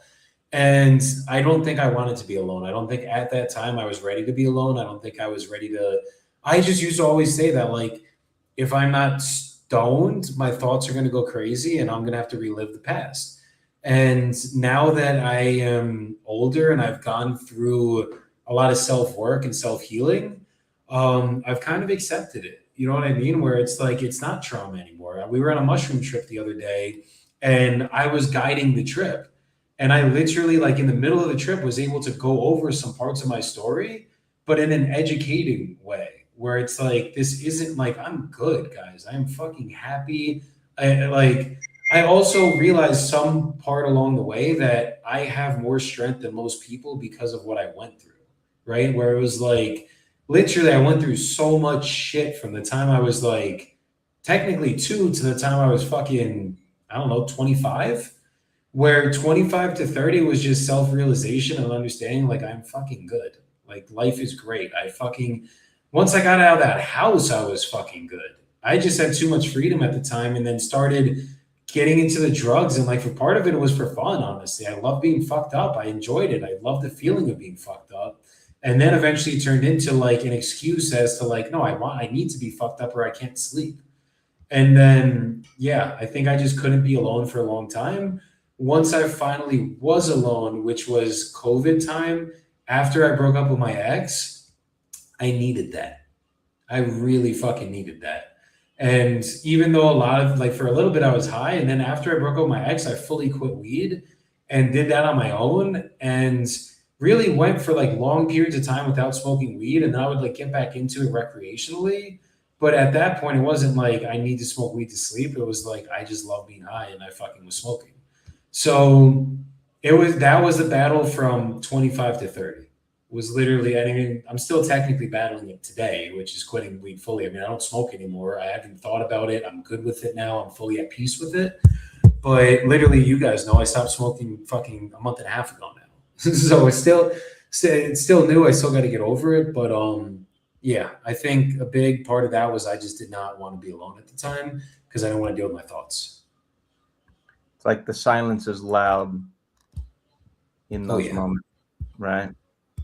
100%. And I didn't know how to be alone. I was so used to being around. I'm also a yellow personality. I get charged up from being around people. True. So I got a question for you. I have other friends that have been through similar upbringings. Obviously, everybody's is unique, but I'm just talking the categories, right? Yep. And I've had friends that could never be alone, right? And my question for you, because I'm Mr. Devil's Advocate and I'm hopefully you would consider a friend at this point. I am going to be the guy that's going to call you out a lot more because based off everything that you've lived through all the way up to this day, have you ever been alone? Yeah, 100%. There have been times like truly alone. Yes, during that 5-year period of being single, I don't remember if it was 4 years or 5 years. There were many times where I literally was perfectly I actually mastered being alone. So I would go on hikes by myself, no music, nothing. That was my biggest challenge, was learning to be good to be by myself. But I think that's also what made me attract my wife, was bro, I mean, put it this way, I went to Ecuador by myself. I was on the plane by myself. I didn't know anybody. I really did get very good at being by myself by then. Okay. All right. That makes sense. Because when you were talking about Ecuador, I thought I heard people on the trips. But if you're doing for the first 4 or the first 3, every time I was with people. But then the 4th one, it's funny, bro, I find peace being alone now. Because I'm so outgoing. For me, my happy place, I mean, whether even if my wife's next to me, is alone in the fucking woods, away from everything. The woods ended up being my happy place. You know what I mean? I literally would find, even if I was going to smoke a blunt in the woods, I would do it fully alone. And that was my I fucking used to love doing that shit sometimes. Just going in the woods, gathering my thoughts, just thinking on what I need to think on, shit like that. But before I broke up with my ex, I couldn't be alone. After I broke up with her, I went fully, bro, I literally almost went monk mode. I went so far in the other direction of everything I was doing. And that period of my life was self-work. I got jacked, bro. I had a fucking V-cut 6-pack, jacked out of my mind. I was fucking 195 pounds, literally the best shape of my life, one of the best mindsets of my life. I was just doing every part of what we call self-work. And that was a pretty dope part of my life, honestly. It's going to the sauna every day. I would go by myself. I mean, I would meet people there or talk to people there. But there were a lot of times in the sauna, bro, I would have my eyes closed and I would find my third eye right up here. And I would just fucking go into deep-ass meditation. Meditation is what taught me to be alone with my thoughts. It's good. Meditation's very powerful. And with your personality type, that is a very loud brain to quiet. Yes, it is. It's not as loud as analyticals, though. They actually have the loudest because they are externally silent, internally loud. They have the loudest brains. Yes. Always think 100%.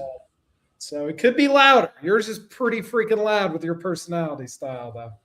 It's not quiet. I can tell you guys that much.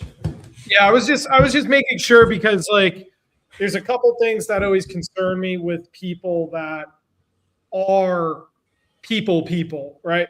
It lights them up, but they pour into others so much and they're constantly around others. It's unknowingly it's a distraction and it is a form of self-sabotaging because 100%. there is no silence, right? Silence is where you find yourself. Silence is where a lot of the answers lie within. And silence grows confidence because if you can sit in silence, it changes your life. And I recommend this for anybody listening that, either is in a relationship, lives in a house with a busy family, is relationship hopping, is married, has kids, and it's literally constant chaos, find, even if it is 2 to 4 hours a week, leave early in the morning. I don't care if it's a walk, get away from everything for a couple hours and have true you time, or find a way to orchestrate that and get someone to watch your kids, or just tell people, like, I will be unavailable Sunday mornings from 6 a.m. till 9 a.m. So don't contact me. My phone's going to be on silent. I'm going out in nature. But finding that alone time, it will change your entire world. Like 100%. No, it changed mine. Trust me. Yeah, I second that, Ross. That advice from a man who lives in a very busy household. I love my walks nowadays, brother. It used to be my PlayStation, and it takes different forms, various forms. But now I'm playing less games. I'm reading more. That does it. I used to stay up way late. Now I'm just waking up very early, and I get some time to read, meditate, exercise, and that's just Jordan time. So before everybody else in the house is awake. So I agree, it's very important. I think that's good advice. Yeah, yeah. I had another question. So when you were going through high school, I noticed the sports that you got into were all super violent. Where do you think that Yeah. came? Where do you think that choice came from? Were you guided into that? Were you unknowingly guided into that? Was that your body speaking? Was that something internal? An itch you needed to scratch? Was it your form of therapy? Like, what was the reason for choosing only shit that was aggressive? Um, I don't even know what got me into football, if I'm being honest. I think it was just friends were doing it, shit like that. And it was like the cool thing to do back then. It definitely turned into therapy, especially wrestling for me, because I mean, like football I loved. And like, I think I became very obsessive with everything that I did. You know what I mean? Like, I'm just very extreme with the things I do. And I think that might have been a form of therapy, like me not without realizing it, right? Where like I would just go fucking heavy into like, bro, when I wrestled, I've wrestled. Like I literally did club, I did summer tournaments, I fucking I eat, sleep, and shit fucking wrestling. And it was like that with football first, right? Like I literally, me and my ex-girlfriend had broke up one time when I was a freshman, the first girl that I was dating, literally because I wanted to stay in and I didn't want to go out to a party because I was a freshman and I had a football game that weekend and I was like the captain of the freshman football team, whatever the fuck it was. And she wanted to go out. So she went out and she cheated on me or like got fingered or some shit at the party. I don't fucking remember. And that shit fucking hurt. And then, but that was for me being so one sided on fucking football, right? Like I was just like, no, football, you can't go out. I can't drink. I can't party. Can't do anything. I gotta fucking be locked in my sports. So I was like that for most of high school, and literally like didn't go out too much. Like juniors, always in the off season summers, I would get fucking hammered, smoke some pot, like do the little things. But even then, I wasn't even a pothead at all. Like I was very, very, very hard out for fucking wrestling. So I think it might have just came from a form of therapy. Like, bro, I got that aggression out. You know what I mean? Like all this shit that I couldn't put into my stepdad, I would put into that fucking mat. And it was nice. And I just loved it, bro. I love the feeling of wrestling. Like when you're just fucking like you learn how to wrestle and you understand like the technique of it, like it was just fucking very intriguing to me. Very intriguing. Makes sense. I got a question. I got two more that I feel like I should ask. The first one comes out of genuine curiosity because I love you and I love being a father. And I am a parent who very much at this stage in my life, along with my wife, prioritizes our home being a safe space for our children, right? So hearing you recount and this was before you got physical with your stepdad, right? When he started abusing you physically, um, what were the thoughts going through your head as a 12, 13-year-old boy when a grown man was beating you physically, especially when you were in your safe place and you're 12 and 13? So what the fuck can I do to get out of here except call the police? Like, I'm curious about your thoughts because it's really abstract. For me, I grew up in the absence of a father, and hearing your story, it's like my mom always tells me she never dated because she was afraid of that situation for my brother and I. So Yep. like an interesting perspective. Our mothers are very similar in a lot of ways, but I'm curious. Like, what were the thoughts going through your head in those moments? Like, I'm curious. I thought there was no way out. Like literally it felt trapping. You know what I mean? Like, and I've done a lot of self work on this and like self thought on this. And it really did feel like there was no way out of that fucking house. Like it was one of the most defeating feelings I think you could go through. So like literally, yeah, dude, like I would be talking to my ex-girlfriends at the time. Like I had girlfriends at the time, I was like fifth grade, bro. And I would just be fucking like talking to them on the phone, whatever. And then that would happen, and it was like I get my phone taken away, whatever. And it was like you're in jail. Like it literally felt like you were just trapped. And you're so young back then, like there's nothing that you could fucking do to get out of it, right? Like nothing. Yeah. So I think that's also when I fought him. In my mind, the only fucking choice was to kill him. You know what I mean? Like that was literally where my brain was at, because it really was like, there's no getting out of this fucking house. There's no getting out of the situation. It's impossible. And yeah, so you basically have to learn how to deal with it. You know what I mean? You have to learn how to accept it, how to not piss them off, the whole nine. And then even then, still fucking happens. So yeah.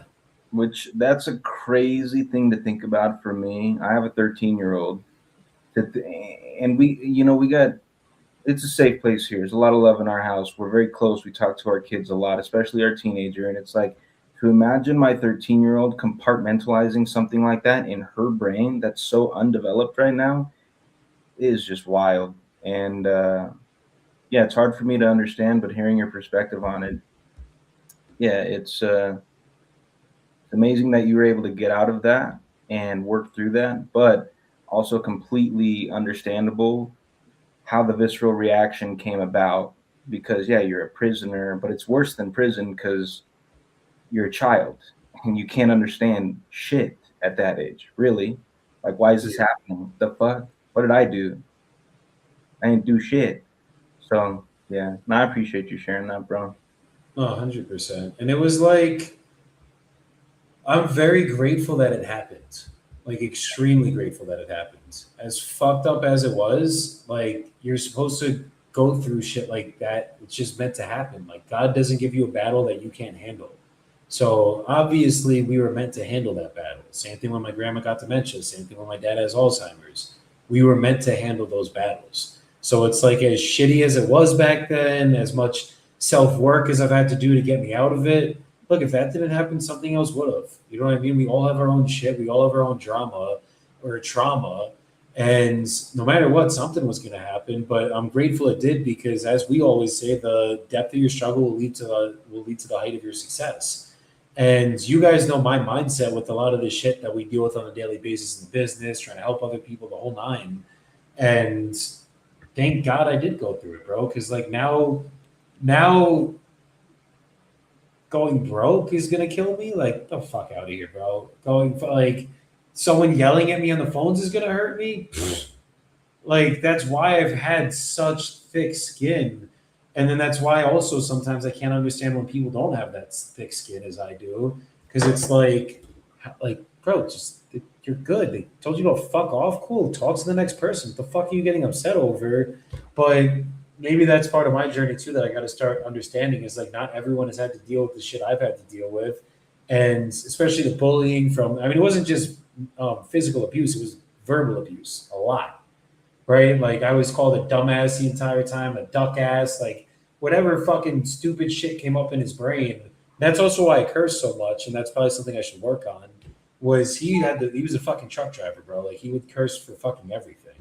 So seeing that I had to go through all that stuff, I'm very grateful for it now. And it took me a long time to be here, but I'm very glad that it happened because now look at what the fuck I can do for other people. You know what I mean? And that shit's fucking dope. God put me on this earth to help a lot more people than just myself. And had I not gone through that shit, I would not. How can I help anybody? You know what I mean?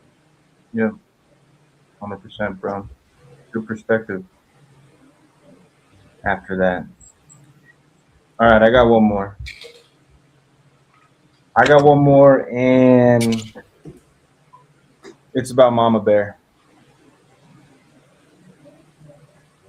What are your thoughts, and like, how do you think now that you have the hindsight perspective and you can look back, like, how do you think your mom felt through all of that? And what do you think her perspective was being in that house and seeing the man that I assume she loved treating her children, whom she, it's crazy to say, right? You sure you're not supposed to say this, but that she loved more. You're her kids. You came out of her womb, right? There's going to be a connection there. It's unexplainable. So, like, what do you think her perspective was, and what are your thoughts now, today, when you think back of how she felt going through all of that as well? She was just trying to keep the family together. She was trying to give us a father figure in our life. That's part of why she fucking kept him around for so long.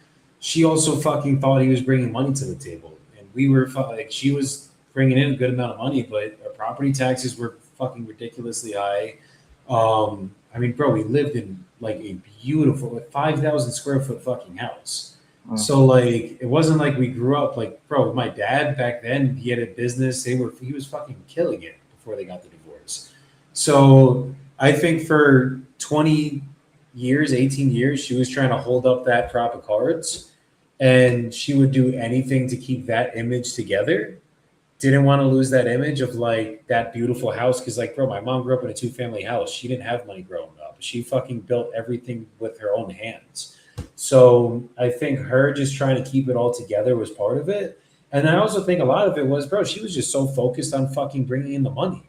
Yeah. Like she couldn't, like, think about it. Like, think about us throughout the week when like we're going through bad times in business. Like, you don't think, like, there's times where you don't think about anything else other than literally what's in front of you. And so she might have not seen a lot of it for a long time, and she didn't believe a lot of it either. When my sister came out when the diapers thing happened, she didn't believe her. And that killed my fucking sister. Like, that literally, that was a very long, I'm sure my sister still heard about it, if I'm being honest. But by having that being a thing, I just, like, bro, even to this day, she still justifies stuff with my stepdad, if I'm being honest. Like, she hasn't done all the self work to fix that part. But the reason why I'm fully okay with it and understand everything is because, bro, my mom would take the shirt off her fucking back for us.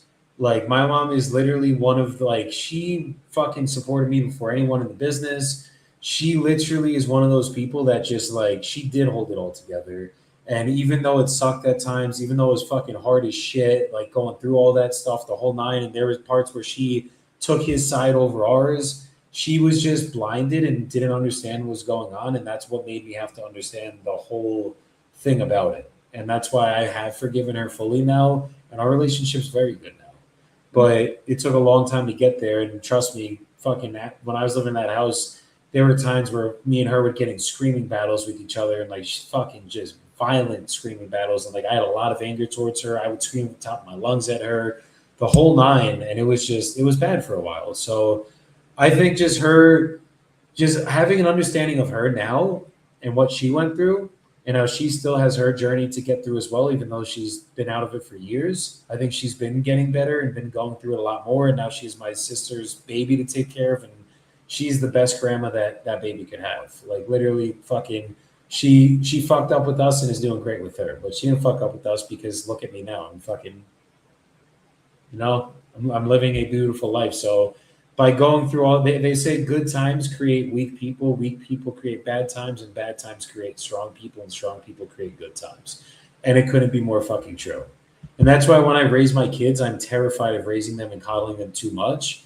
I need to make sure when I raise them that I'm not going to give them hard times, but they're going to have to work for what they get. They're not going to get handed everything, no matter how big I build this empire. That will never be a thing. Yeah.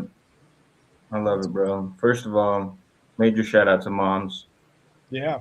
I can relate in a big way. I've been angry at my mother when I was younger as well. Different situation, but a lot of anger, a lot of pent up emotions. I just didn't understand it. And I do now that I'm aging and I don't think I'm wise, right? But I've gained wisdom because I've thought about it a lot and it seems you have too. And you got to give them grace because they're just human at the end of the day, doing the best that she could. I feel like I could confidently say, and I think you would agree, she did the best she could. And you just said it. Looking at you, what I know about you, brother, she did a damn good job. So shout out to her for that. And a quick side note, can't wait to meet your kids.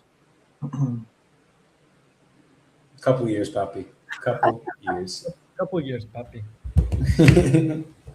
I'm just gonna bring up something because I think it needs to be talked about, and it's a good kind of way to somewhat close this out. And it's basically just identifying the cycle of abuse.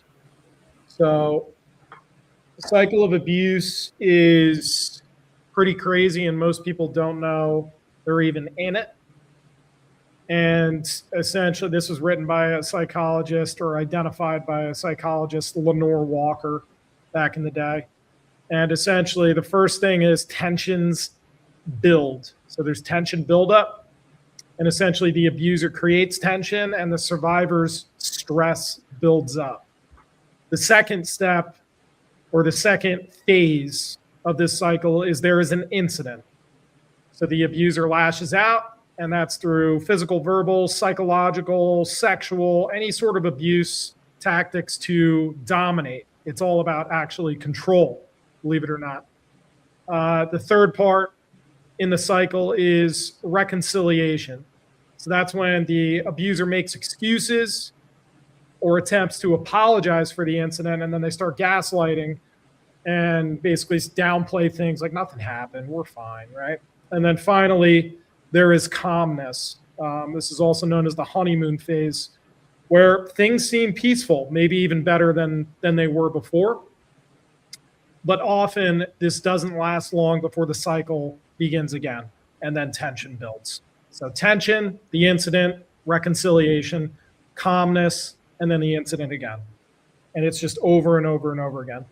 What this psychologist didn't bring up was this. This cycle of abuse, when you live through it enough, when you're out of that finally, you have a very high percentage of victimizing yourself in the same cycle and turning the sword inward. Tension builds. There's some sort of incident. You lash out. Then you're kind of downplaying things, making excuses. It's all good. Then there's calmness. Tension builds again, right? Incident, reconciliation, finally calmness. So these peaks and valleys are part of life. But when it gets that bad and you're noticing patterns like this, just know that you're doing it to yourself. And I think the sooner you can become aware of these things, the faster you can start labeling it, catching yourself mid-drift, and getting out of it. And guys are known for self-sabotage and victimizing themselves. So that's something that people don't talk about enough. And that's why these ride or die friends, I think, are the most important to have, because they'll notice when you don't, and they'll call you out on your shit when they hear the same excuses over and over again, and they can see you falling into a downward spiral, which is a cycle of abuse, but it's turning that sword against yourself. So knowing this, you can turn the sword outward and get the hell out of that mess. So I think it's important to know about that cycle of abuse. 100%, bro. Yeah. And it obviously happened at many points in my life. Mm-hmm. Mhm. Yeah. But we out of it now, boys. Could say that much. Better times are ahead, and life would be super boring if all this shit didn't happen. Oh, it'd be super fucking boring. Absolutely. I've been in heaven since I fucking got out of that house.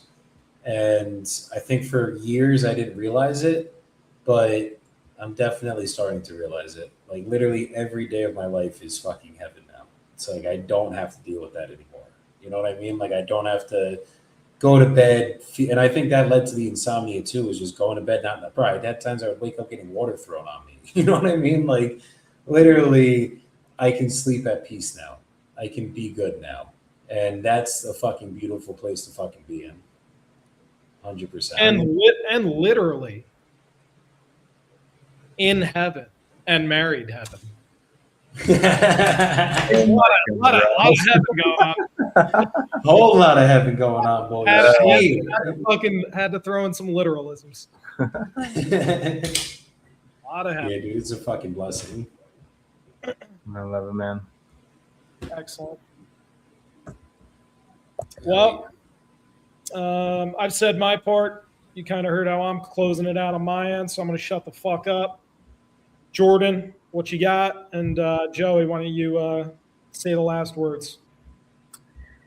Man, it is more transparency, please. That's a PSA to the entire planet. Every human being that is old enough to have conscious thoughts, just more transparency, please, because I feel like among us as friends, it's incredibly bonding, but among us as individuals, it's incredibly healing. Just talking all of this shit out and being heard and listened to and seen.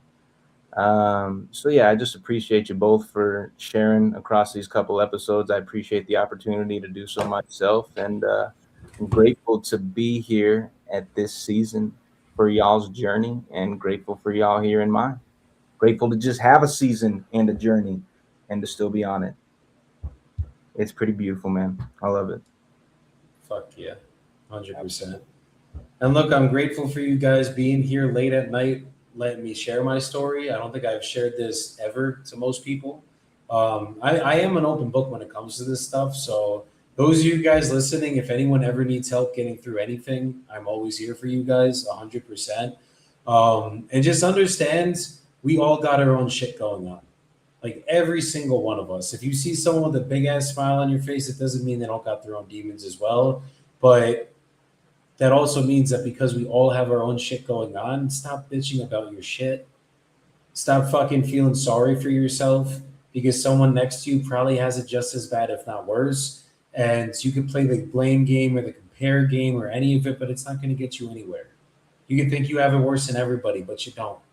So just make sure that you guys hear this story and don't use this as like, oh my God, poor Joey. It isn't poor me, guys. God gave me all these battles for a reason. I got through them. I'm living through it. And now we're fucking here and I could fucking help you guys as well. So just make sure you guys keep some positive energy, find your own peace, and understand if you've already gone through it, you gotta stop the pain. You already went through it. It's over. Stop fucking living in it. The longer you live in it, the longer you're going to be miserable, the more anxiety you're going to have, the more depression you're going to have, the more self-sabotage you're going to do, and it's not going to do anything for your life positively. So start understanding that everything in life comes down to one decision.